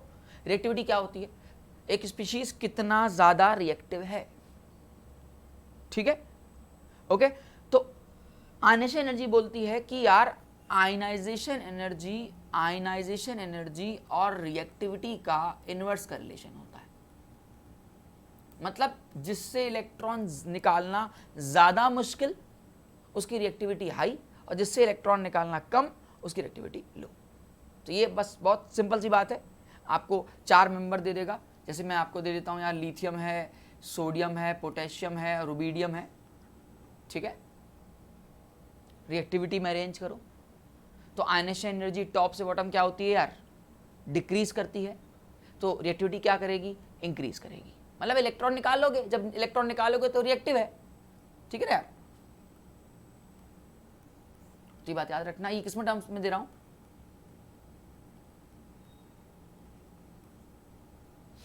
ठीक, ओके। हाँ, हेलोजेंस के लिए याद रखना, हेलोजेंस के लिए याद रखना, हेलोजेंस के लिए फॉर हेलोजेंस ओनली लिख दो, फॉर हेलोजेंस जो रिएक्टिविटी है वो इलेक्ट्रोनेगेटिव देखी जाती है। किससे देखी जाती है, इलेक्ट्रोनेगेटिविटी से। इसलिए ये कंसेप्ट यहां में भी काम ना करे तो fluorine, chlorine, bromine, iodine exception कह सकते हो तुम्हारे लिए, ठीक है। तो फ्लोरीन सबसे ज्यादा इलेक्ट्रोनेगेटिव, फिर क्लोरीन, फिर ब्रोमीन, फिर आयोडीन। और यहाँ पे आयनेशन एनर्जी भी यही है, तो यहाँ पे तो आयनेशन एनर्जी रिएक्टिविटी के क्या हो गई, डायरेक्टली प्रोपोर्शनल हो गई। लेकिन मैंने क्या कहा कि आयनेशन एनर्जी से हेलोजेंस की रिएक्टिविटी को ऑब्जर्व नहीं करते। हेलोजेंस के लिए सॉरी, आप जो रिएक्टिविटी देखते हो वो इलेक्ट्रोनेगेटिविटीज देखते हो, ठीक है।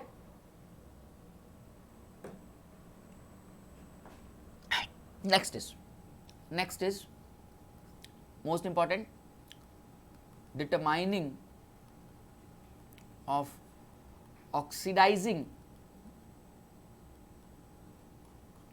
and reducing character।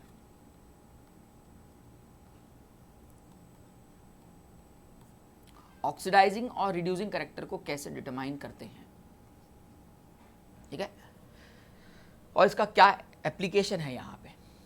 तो देखो भाई साहब, मान लो मेरे पास 2 एलिमेंट हैं, पहले मैं लेता हूँ ए और ए बी लेता हूँ और उसको मैं ब्रेक कर ले रहा हूँ ए प्लस और बी माइनस में, ठीक है। ए यहाँ पे ए प्लस और बी ले लेता हूँ यार, ठीक है।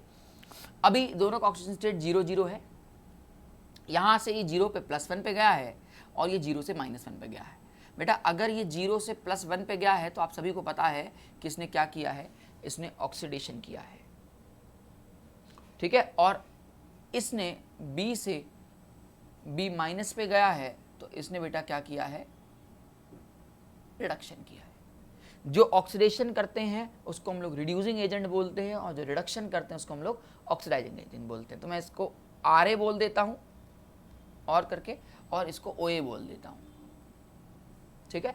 हो सकता है कि आपसे वो क्वेश्चन ऑक्सीडेशन रिडक्शन में पूछे, हो सकता है कि क्वेश्चन आपसे ऑक्सीडाइजिंग और रिड्यूसिंग एजेंट के पूछे, ठीक है। पहले तो यहां तक बात क्लियर है। अब देखो, अब यार जब तुम टॉप से बॉटम को जाओगे पीरियोडिक टेबल में, ठीक है, तो इलेक्ट्रॉन्स को लूज करने की टेंडेंसी क्या होगी, इंक्रीज करेगी।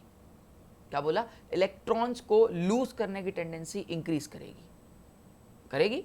अगर आपकी इलेक्ट्रॉन्स को लूज करने की टेंडेंसी इंक्रीज कर रही है और आयनेशन एनर्जी क्या कर रही है, बोलो आयनेशन एनर्जी क्या कर रही है, तो आयनेशन एनर्जी यार डिक्रीज कर रही है।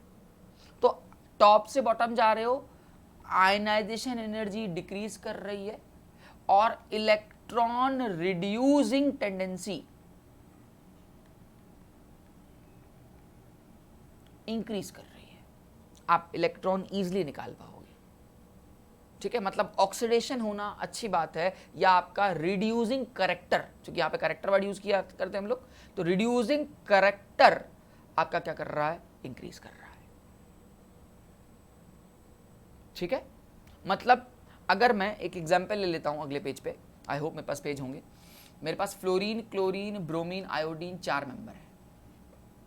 मुझे पता है टॉप से बॉटम को जा रहा हूं तो आयनेशन एनर्जी डिक्रीज करेगी, इलेक्ट्रॉन को निकालना आसान होगा, रिड्यूसिंग कैरेक्टर बढ़ेगा। तो उसका क्या आंसर होना चाहिए, साफ साफ ये हमारा किसका आंसर है, रिड्यूसिंग कैरेक्टर, ठीक है, ओके। लेकिन अब आपको मैं एक बहुत अच्छी बात बताने जा रहा हूं और वो है अपने फर्स्ट ग्रुप के एलिमेंट की। इधर देखना, lithium Li Na K Rb NCS, francium radioactive है, कंसीडर नहीं कर रहा हूं। अब अगर आपको ऐसा लगता है कि सर इसका ट्रेंड क्या हो, इसका ट्रेंड क्या हो सर? आपको ऐसा लगता है कि सर सीजियम हो, फिर रुबिडियम हो, फिर ये हो और ये हो, तो ये आप रॉन्ग हो। अब आप बोलोगे सर ये क्या कर दिया, ये क्या रॉन्ग कर दिया? तो सही ट्रेंड बता दो। तो देखो पहले तो सही ट्रेंड क्या है? सही ट्रेंड है सोडियम, पोटेशियम, रुबिडियम, सीजियम और यहां आएगा भाई साहब लिथियम। ये क्या हो गया हैं? ये क्या कर दिया? लिथियम सबसे अच्छा रिड्यूसिंग कैरेक्टर शो कर रहा है, मतलब लिथियम इलेक्ट्रॉन लूज करने के लिए मर रहा है। हाँ, इलेक्ट्रोकेमिकल सीरीज में अगर आप देखो तो लिथियम से फ्लोरीन तक की सीरीज बनी हुई होती है, जहां पे लिथियम बहुत इजीली इलेक्ट्रॉन देने के लिए मरता है और फ्लोरीन इलेक्ट्रॉन्स को खाने के लिए मरता है। ठीक है, अब एक बात मन में सवाल आया कि सर लिथियम की तो आयनाइजेशन एनर्जी बहुत ज्यादा है, लेकिन उसके बावजूद भी इसका रिड्यूसिंग कैरेक्टर हाई, ये कैसे रे? क्या बोला question? as the ionization energy of lithium is very high, yet it is the best reducing character.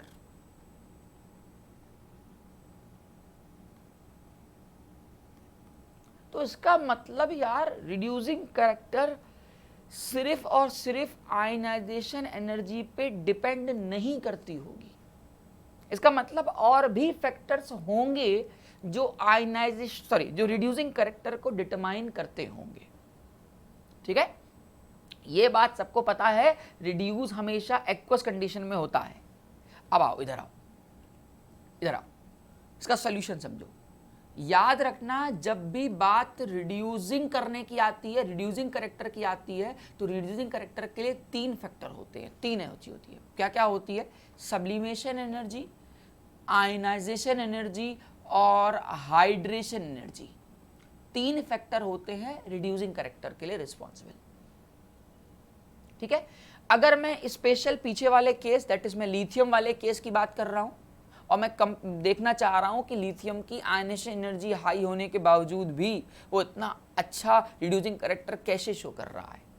तो देखो, एक बात सबसे पहले बता दूं, सबसे पहले ये लिथियम है, लिथियम अपने सॉलिड फेस में होगा, यहां से चला जाएगा अपने गैस फेस में और ये गैस से आप इसको इलेक्ट्रॉन निकालोगे, यही तो कर रहे हो, और फिर आप इसको हाइड्रा बना रहे हो। ठीक है, आप क्या बना रहे हो? उसका हाइड्रा बना रहे हो, हाइड्रा फेस है, हाइड्रा फेस क्रिएट करते हो। मेरी बात ध्यान सुनना, बहुत ध्यान सुनना। असल में होता यह है कि अगर मैं सब्लिमेशन और आयनाइजेशन में कंपेयर करूं, सब्लिमेशन और आयनाइजेशन में कंपेयर करूं, तो लिथियम के लिए आयनाइजेशन एनर्जी बहुत बहुत बहुत ज्यादा है सब्लिमेशन से। इसका मतलब कहीं ना कहीं ये पार्ट उसके लिए, लिथियम के लिए नेग्लिजिबल है। ठीक है, बहुत नियरली पता है, सब्लिमेशन जो है वो नियरली इक्वल टू 0 है। ठीक है, जो इंपॉर्टेंट है वो क्या है? आयनाइजेशन, और तीसरी क्या है? हाइड्रेशन। अच्छा देखो, इधर देखो, यहां पे पॉजिटिव लगा रखा है, आयनाइजेशन पे पॉजिटिव लगा रखा है और हाइड्रेशन पे नेगेटिव लगा रखा है। ये बात मैं मान के चल रहा हूं कि तुमको ये बात पता है कि हाइड्रेशन एनर्जी में एनर्जी रिलीज होती है। अब यार मैंने कहा कि सब्लिमेशन ना के बराबर है, बची कौन कौन सी आपके पास? हाइड्रेशन और आयनाइजेशन। अब देखो यार, आयनाइजेशन जो है वो बढ़ रही है, और जो हाइड्रेशन है वो आपकी घट रही है। तो क्या ये एक दूसरे को कंपेंसेट कर रहे हैं? आयनाइजेशन एनर्जी क्या कर रही है? डिक्रीज कर रही है, और हाइड्रेशन एनर्जी क्या कर रही है? उसको डिक्रीज कर रही है। तो यूं कहूं कि आयनाइजेशन एनर्जी कम हो जा रही है क्योंकि हाइड्रेशन एनर्जी उसको कंपेंसेट कर दे रहा है। Just because of this and only this reason कि आयनाइजेशन एनर्जी तो ज्यादा है, लेकिन हाइड्रेशन एनर्जी चूंकि नेगेटिव में होती है, वो रिलीज्ड है, तो ओवरऑल एनर्जी क्या हो जा रही है? डिक्रीज कर जा रही है। इस वजह से इलेक्ट्रॉन्स को निकालना क्या हो जाता है, लिथियम के लिए आसान हो जाता है। ठीक है, तो मैंने क्या बताया, 3 फैक्टर होते हैं, सब्लिमेशन, आयनाइजेशन और हाइड्रेशन। सब्लिमेशन में in case of lithium ionization और सब्लिमेशन में आयनाइजेशन बहुत ज़्यादा है सब्लिमेशन से, इसलिए मैंने सब्लिमेशन को नेग्लेक्ट किया है। बची मेरे पास कौन सी, आयनाइजेशन और हाइड्रेशन।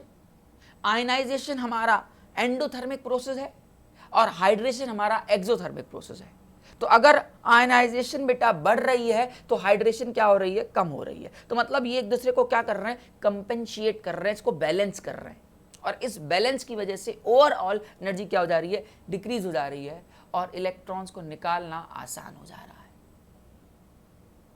ठीक है, मतलब ओवरऑल आयनेशन एनर्जी डिक्रीज कर जा रही है, इसलिए आप इलेक्ट्रॉन इजीली निकाल पा रहे हो, और इसी वजह से lithium is the best reducing character, और इसलिए आप देखते हो कि मोस्ट ऑफ द बैटरीज में लिथियम आयन बैटरी होती है। तो लिथियम आयन बैटरी क्यों लिथियम आयन होती है, जिसके पीछे कारण है कि इसको इलेक्ट्रॉन्स को लूज करना बहुत ईजी हो जाता है, बिकॉज ऑफ हाइड्रेशन एनर्जी, और आयनेशन एनर्जी क्या करते हैं, कंपेंशिएट करते हैं। तो अभी तक जितनी बातें मैं बता रहा हूं, आयनेशन क्या है, हाइड्रेशन क्या है, ठीक है, पीछे मैंने बताया कि आयनेशन के क्या फैक्टर्स हैं, ये सब बातें आपको समझ में आ रही होंगी। ठीक है, बहुत सारे अगर आपको क्वेश्चंस करने हैं तो मेरी एक पर्सनल स्पेशल क्लास पे सीरीज चल रही है, उस सीरीज का नाम रखा है मैंने टॉप 500 क्वेश्चंस की सीरीज। जितना मैं यहाँ पे पढ़ा रहा हूँ उतने ही अच्छे अच्छे क्वेश्चंस अपन लोग वहाँ करेंगे। यहाँ पे मेरा मोटिव थ्योरी कंसेप्ट को कवर करने का है और वहाँ पे ओनली एन क्वेश्चंस लगाने का है। वहाँ पे मैं एक PYQ सीरीज शुरू कर रहा हूँ टॉप 500 क्वेश्चंस की। आप जरूर जुड़िएगा उस सीरीज से, कमेंट बॉक्स में लिख लीजिएगा क्या आपकी टाइमिंग है, सब आपको बताया जाएगा। ठीक, आई होप आप उसको एंजॉय करोगे, बहुत अच्छी सीरीज है वो, बड़ा मजा आ जाएगा, बहुत अच्छे अच्छे टॉप क्लास के क्वेश्चन है उसमें। ठीक है, ऐसा ही एंजॉय करते रहिए, केमिस्ट्री को फील लेते रहिए। अब अपन लोग अगले टॉपिक पे आते हैं। ठीक है, अगला टॉपिक भाई साहब क्या है, अगला टॉपिक है हमारा इलेक्ट्रॉन एफिनिटी। क्या होता है इलेक्ट्रॉन एफिनिटी, तो भाई साहब डेफिनेशन के पीछे मरे तो ये क्या है, वो ये एक ऐसी एनर्जी है जो कि रिलीज होती है जब आप एक इलेक्ट्रॉन को इंटर कराते हो। It is the amount of energy release when an electron is added to the system. फिर वही बात, आपको बेवकूफ बना रहा है, वो हमेशा रिलीज्ड नहीं होती है। पहले समझ लो, एग्जांपल समझ लो कि मैंने कहा कि कोई मेटल है जो कि अपने गैसियस फेस में है और आप उसको इलेक्ट्रॉन खिला रहे हो और उसको क्या बना रहे हो, M- बना रहे हो। ऐसा करते टाइम जो एनर्जी रिलीज हो रही है उस रिलीज एनर्जी को अपन लोग इलेक्ट्रॉन एफिनिटी बुलाते हैं। ठीक है, अब एक मन में अगर तुम्हारे सवाल है कि एनर्जी रिलीज क्यों होती है, तो देखो यार, ये बात तुम भी जानते हो कि यार ये मेरा न्यूक्लियस है, ये मेरे कुछ इलेक्ट्रॉन्स हैं, ठीक है, और आप बाहर से इलेक्ट्रॉन को अंदर भेजने की कोशिश कर रहे हो। अब याद रखना यार, जब भी कोई इलेक्ट्रॉन बाहर से अंदर को आता है तो उसको 2 फोर्स मिलते हैं। क्या बोला मैंने, जब भी कोई इलेक्ट्रॉन बाहर से अंदर को आएगा तो उसको 2 फोर्स मिलेंगे। उसमें पहला फोर्स होता है force of attraction by the nucleus, और दूसरा होता है force of repulsion bye electrons. सबको पता है अपोजिट चार्जेस अट्रैक्ट करते हैं, सेम चार्जेस रिपल करते हैं।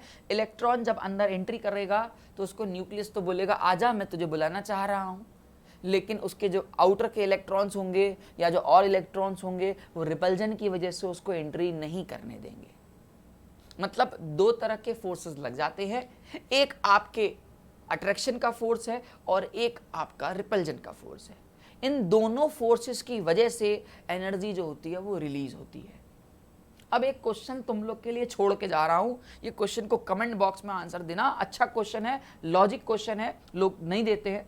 मैंने कहा कि इलेक्ट्रॉन रिलीज अगर हो रहा है तो इलेक्ट्रॉन रिलीज कौन कर रहा होगा, न्यूक्लियस से एनर्जी रिलीज हो रही होगी या इलेक्ट्रॉन खुद एनर्जी रिलीज कर रहा होगा।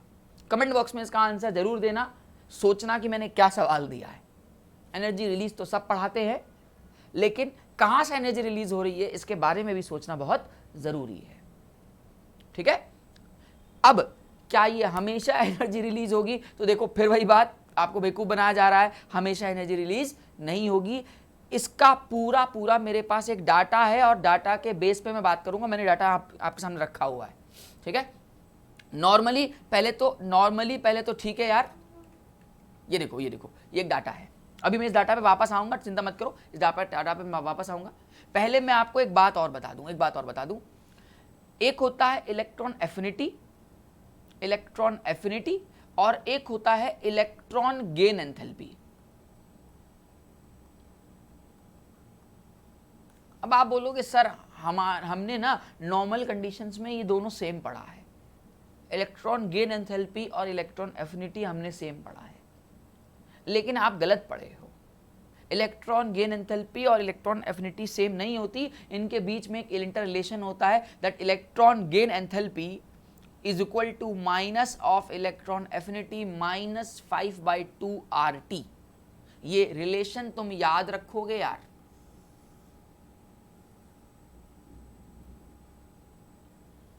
अब देखो अगर कोई तुमसे बोलता है कि इलेक्ट्रॉन गेन एंथैल्पी और इलेक्ट्रॉन एफिनिटी बराबर है, तो इसके पीछे कंडीशन है।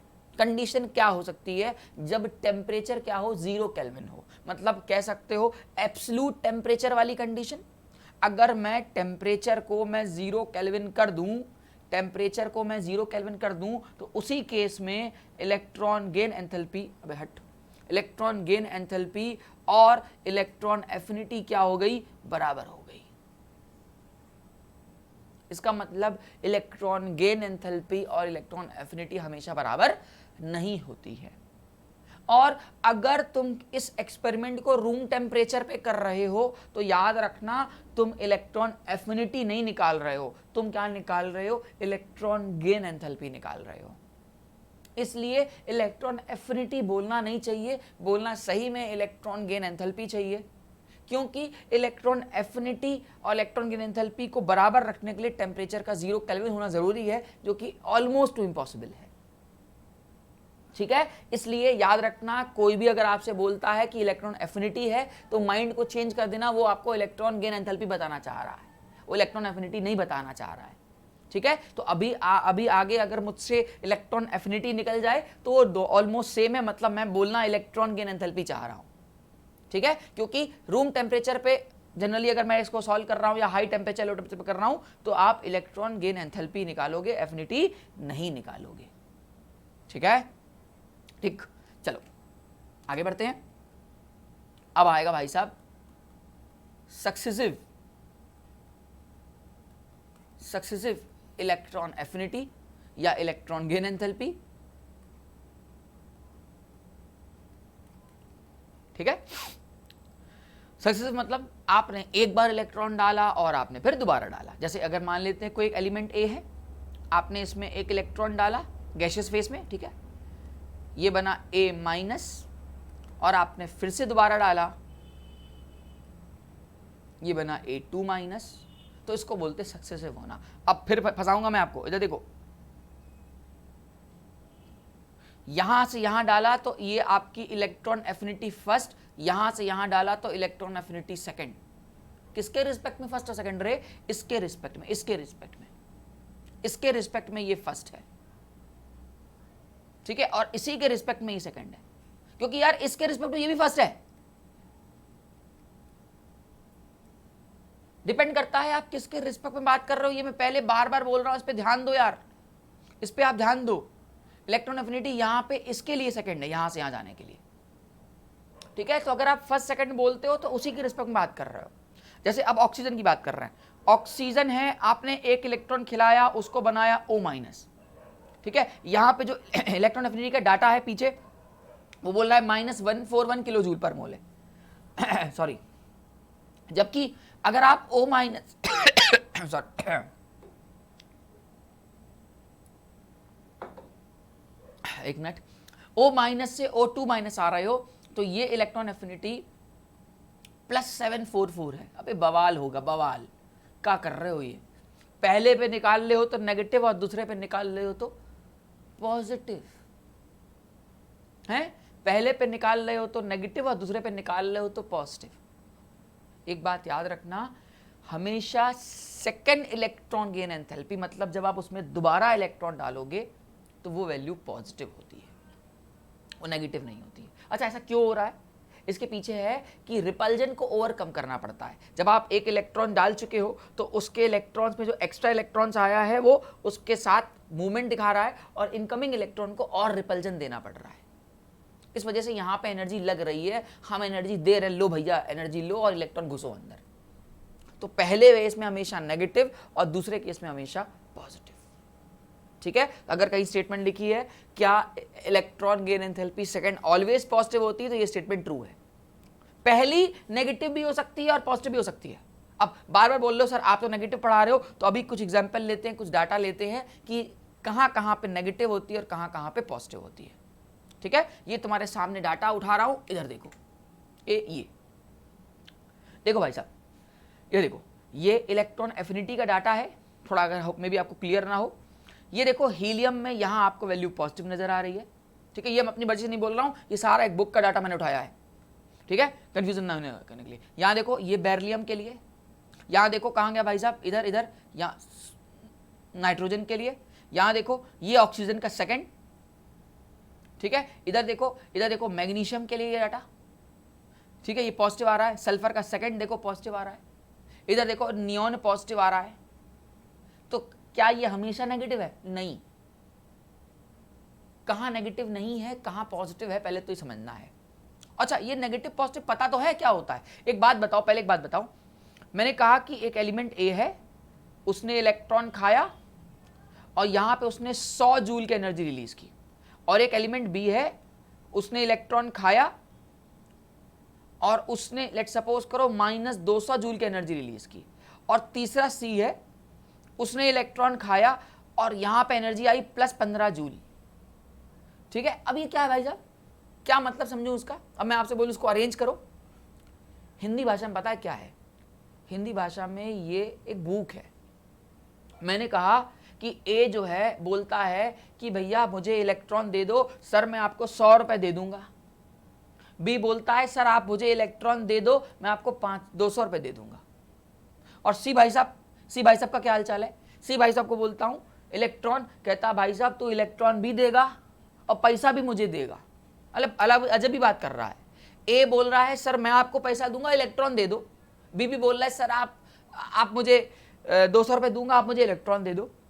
सी अलग ही चौड़ में है, कहता है सर आप इलेक्ट्रॉन भी दोगे मुझे और पैसा भी मुझे दोगे।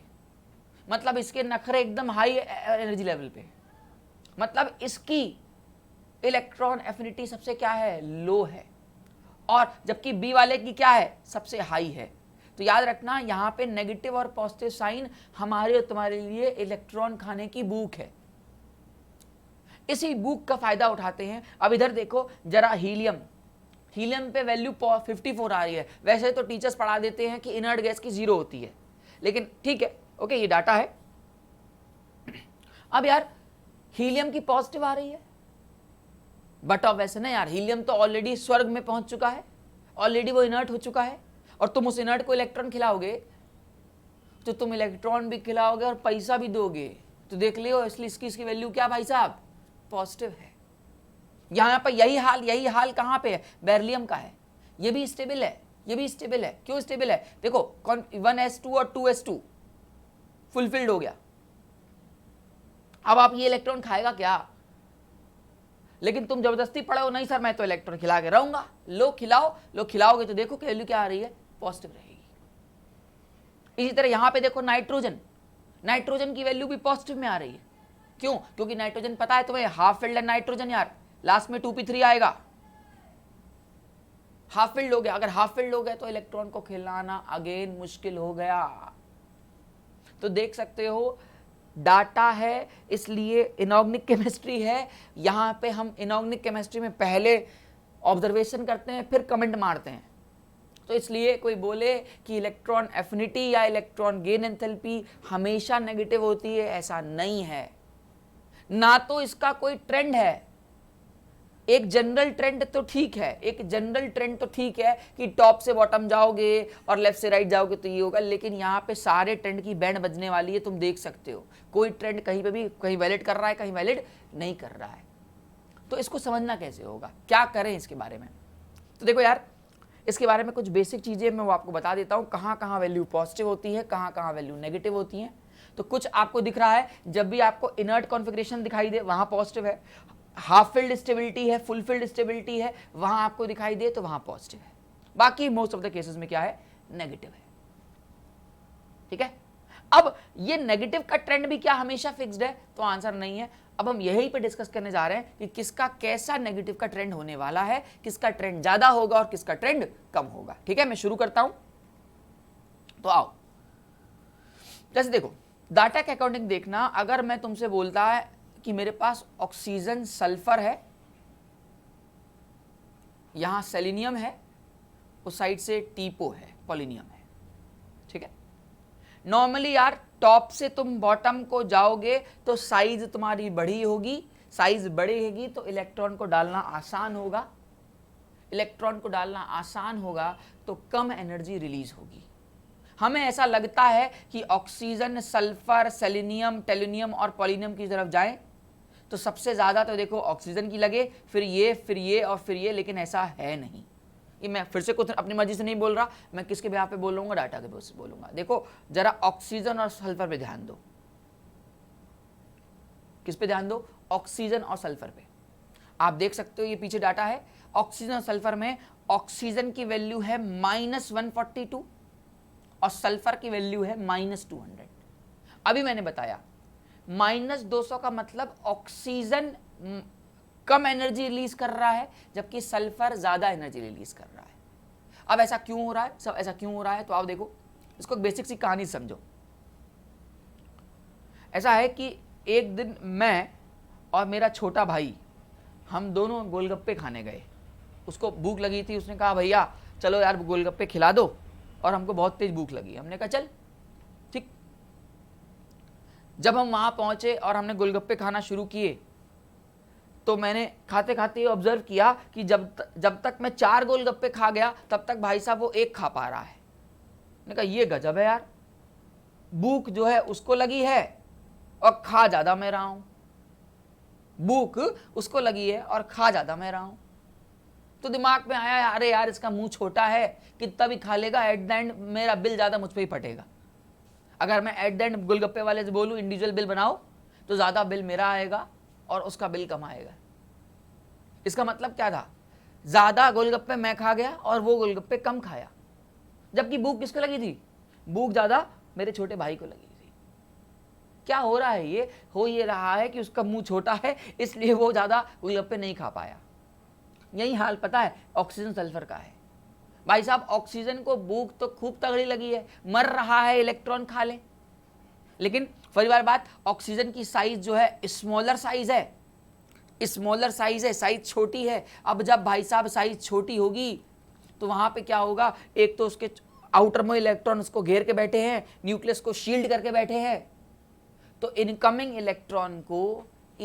इलेक्ट्रॉन को न्यूक्लियस का अट्रैक्शन एक्सपीरियंस नहीं हो रहा है।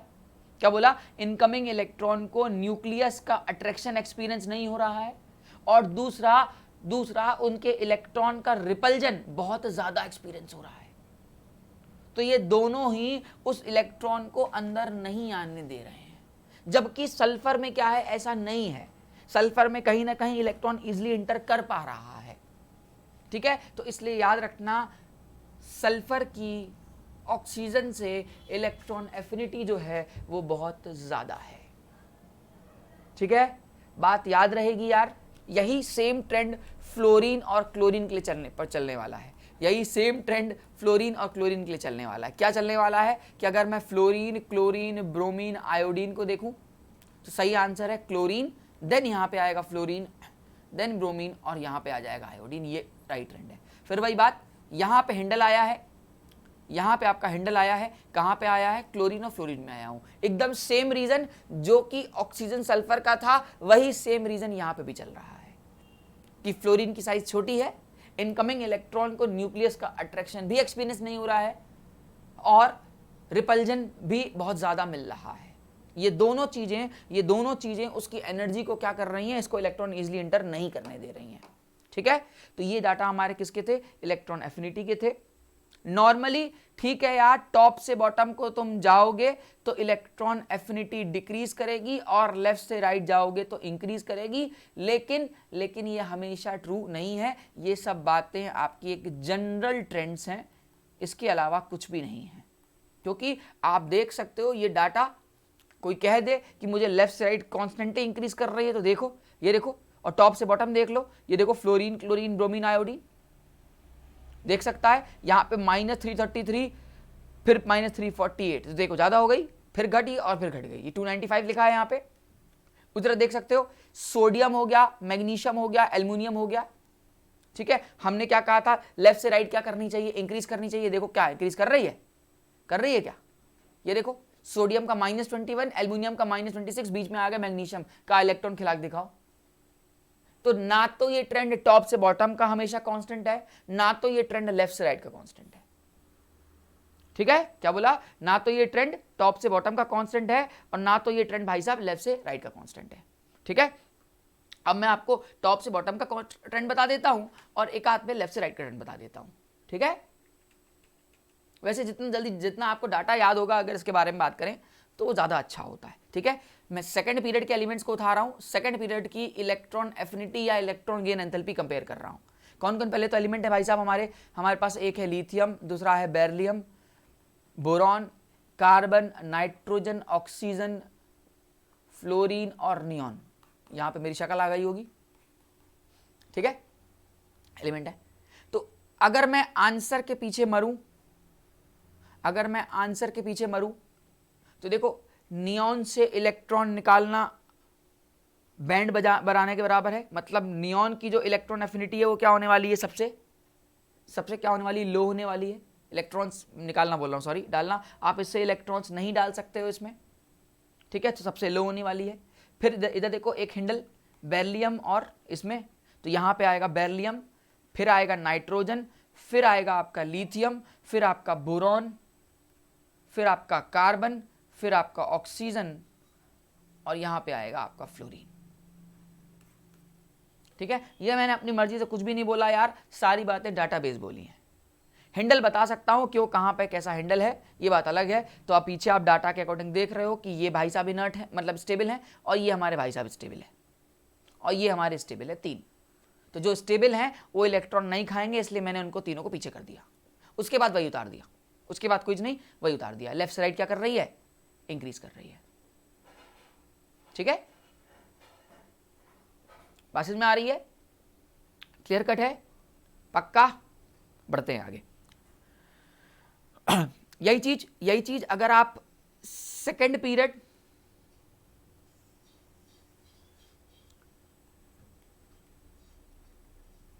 और थर्ड पीरियड के लिए देखोगे,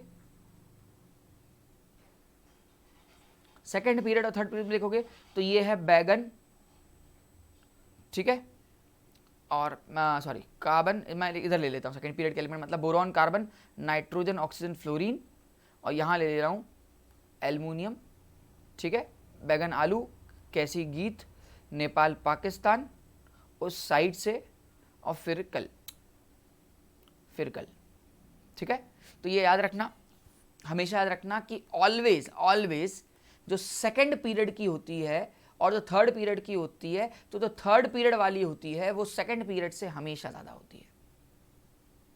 क्या बोला मैंने, थर्ड पीरियड वाली हमेशा सेकेंड पीरियड से ज़्यादा होती है, किसी का भी उठा लो आप।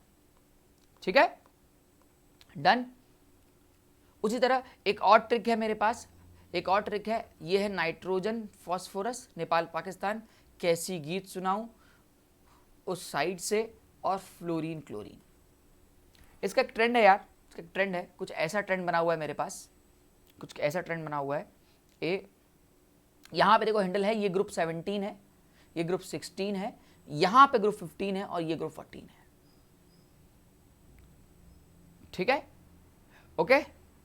तो ये ट्रेंड है, सबसे ज़्यादा आपकी क्लोरीन की और सबसे लो हमारी नाइट्रोजन की होती है। तो ये कुछ ऐसे स्विंग बनाते हैं, ये ऐसे, यूं, यूं और यूं।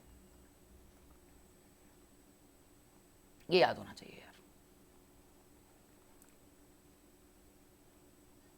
ठीक है। ये मैंने याद ऐसे ही किया था, ये याद मैंने ऐसे ही किया था, ठीक है। क्लियर कट है, याद रहेगी बातें, ठीक है। तो नाइट्रोजन से लेकर क्लोरीन तक का ये ट्रेंड है, ठीक। तो अगर मैं देखूं तो सबसे ज्यादा क्लोरीन की और सबसे लीस्ट इसमें नाइट्रोजन की, ठीक है। अब कोई भी क्वेश्चन आएगा तो आप अरेंज कर लोगे, जैसे आपसे बोलेगा कि कार्बन हो गया, फ्लोरीन हो गया, क्लोरीन हो गया और आपका लेट सपोज करो नाइट्रोजन हो गया, ठीक है। तो अरेंज कर लोगे इलेक्ट्रॉन एफिनिटी में। तो सबसे लो किसकी है, सबसे हाई किसकी है, तो सबसे हाई हमारी क्लोरीन है, उसके बाद भाई साहब हमारी फ्लोरीन है, फिर कार्बन है और फिर हमारी नाइट्रोजन है। तो देखो कितना आसान हो गया याद करना यार इन सब चीजों को देखने के बाद, ठीक है। तो ये सब कुछ बेसिक ट्रेंड्स थे इलेक्ट्रॉन एफिनिटी को लेके। तो ये सब ट्रेंड्स आपको पता होने चाहिए, ठीक है। बाकी ये बात सबको पता होनी चाहिए कि भाई जो इफेक्टिव न्यूक्लियर चार्ज होता है और जो इलेक्ट्रॉन एफिनिटी होता है उसमें डायरेक्टली का रिलेशन होता है। मतलब अगर मेरे पास कोई एलिमेंट है, एक Mn है, एक Mn2+ है, एक Mn4+ है और एक Mn7+ है, तो किसकी ज़्यादा होगी इलेक्ट्रॉन एफिनिटी, तो अगेन 7+ वाले की सबसे ज़्यादा होगी, ठीक है।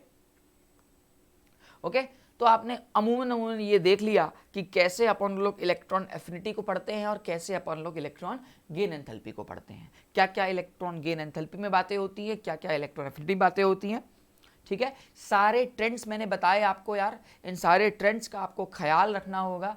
इन सारे ट्रेंड्स के जितने एक्सेप्शनल केसेस हैं इसको एक तरफ कॉपी में कर लो, क्योंकि ये चीज़ें एग्ज़ाम में आपको याद करनी पड़ेंगी। एग्ज़ाम में क्या होता है, हम लोग जनरल ट्रेंड तो याद कर लेते हैं लेकिन एक्सेप्शनल वाला ट्रेंड भूल जाते हैं।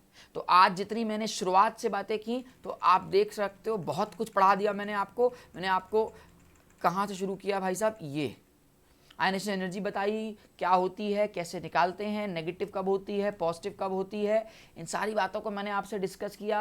लेफ्ट से राइट का क्या ट्रेंड है, टॉप से बॉटम का क्या ट्रेंड है, एक्सेप्शनल ट्रेंड कितने हैं, ये सारे मैंने आपसे बातें की, ठीक है। इन सब का आपको ख्याल रखना है, जेई के क्वेश्चन पूछे जाते हैं, ठीक है। अब देखो एक बहुत गंदा क्वेश्चन मन में आ रहा है, बस सोच रहा था छोड़ते छोड़ते जाऊं, बट ये देखो 4 मेंबर हैं, आयनाइजेशन एनर्जी में अरेंज करना है इसको, अरेंज इन आयनाइजेशन एनर्जी, ठीक है। एक तुम्हारा O- है, एक तुम्हारा S- है, एक तुम्हारा लेट सपोज करो Se- है और एक तुम्हारा Te- है। बस तुम इतना बता दो सबसे ज्यादा आयनेशन एनर्जी इनमें से किसकी होगी, दैट इज A, यहां पे B, ये आपका C और ये आपका D।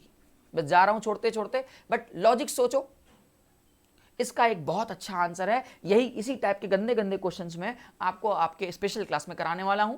अब इसका आंसर आप सोचो तो गजब हो जाएगा, इसका आंसर सोचो गजब हो जाएगा। ऑक्सीजन, सल्फर, सेलेनियम, टैलियम में किसकी आयनिशाई सबसे ज्यादा है, तो याद रखना सल्फर की सबसे ज्यादा होगी। सल्फर मतलब S- की बात कर रहा हूं यहां पे।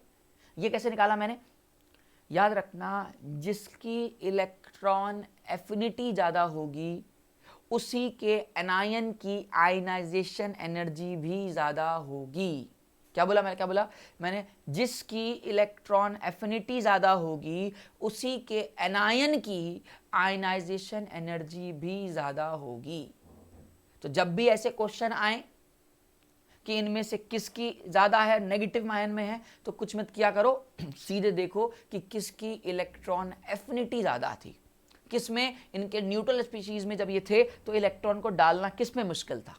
तो देखो सल्फर में सबसे मुश्किल था, ठीक है, सल्फर में सबसे मुश्किल था, तो इसकी इलेक्ट्रॉन एफिनिटी भी ज्यादा है, इसलिए इसके एनायन की आयनाइजेशन एनर्जी भी ज्यादा है। सेम एकदम क्वेश्चन अगर मैं पूछूं नाइट्रोजन फॉस्फोरस, मतलब यहां पे पूछ रहा हूं इस बार N- और P-। अब बताओ किसकी आयनाइजेशन एनर्जी ज्यादा है, तो सोचो किसमें इलेक्ट्रॉन डालना मुश्किल था, नाइट्रोजन में या फॉस्फोरस में, किसमें इलेक्ट्रॉन डालना मुश्किल था। इसको कमेंट बॉक्स में आंसर जरूर देना और इसके रिस्पेक्ट में आंसर निकाल देना, ठीक है। कुछ भी पूछ सकता है आपसे, ठीक है, किस में? अब देखो मैं कुछ नहीं बोल रहा हूँ, यहाँ डाटा तुम्हारे सामने रखा है। यहाँ है कहाँ गया तुम्हारा नाइट्रोजन और कहाँ गया तुम्हारा फॉस्फोरस।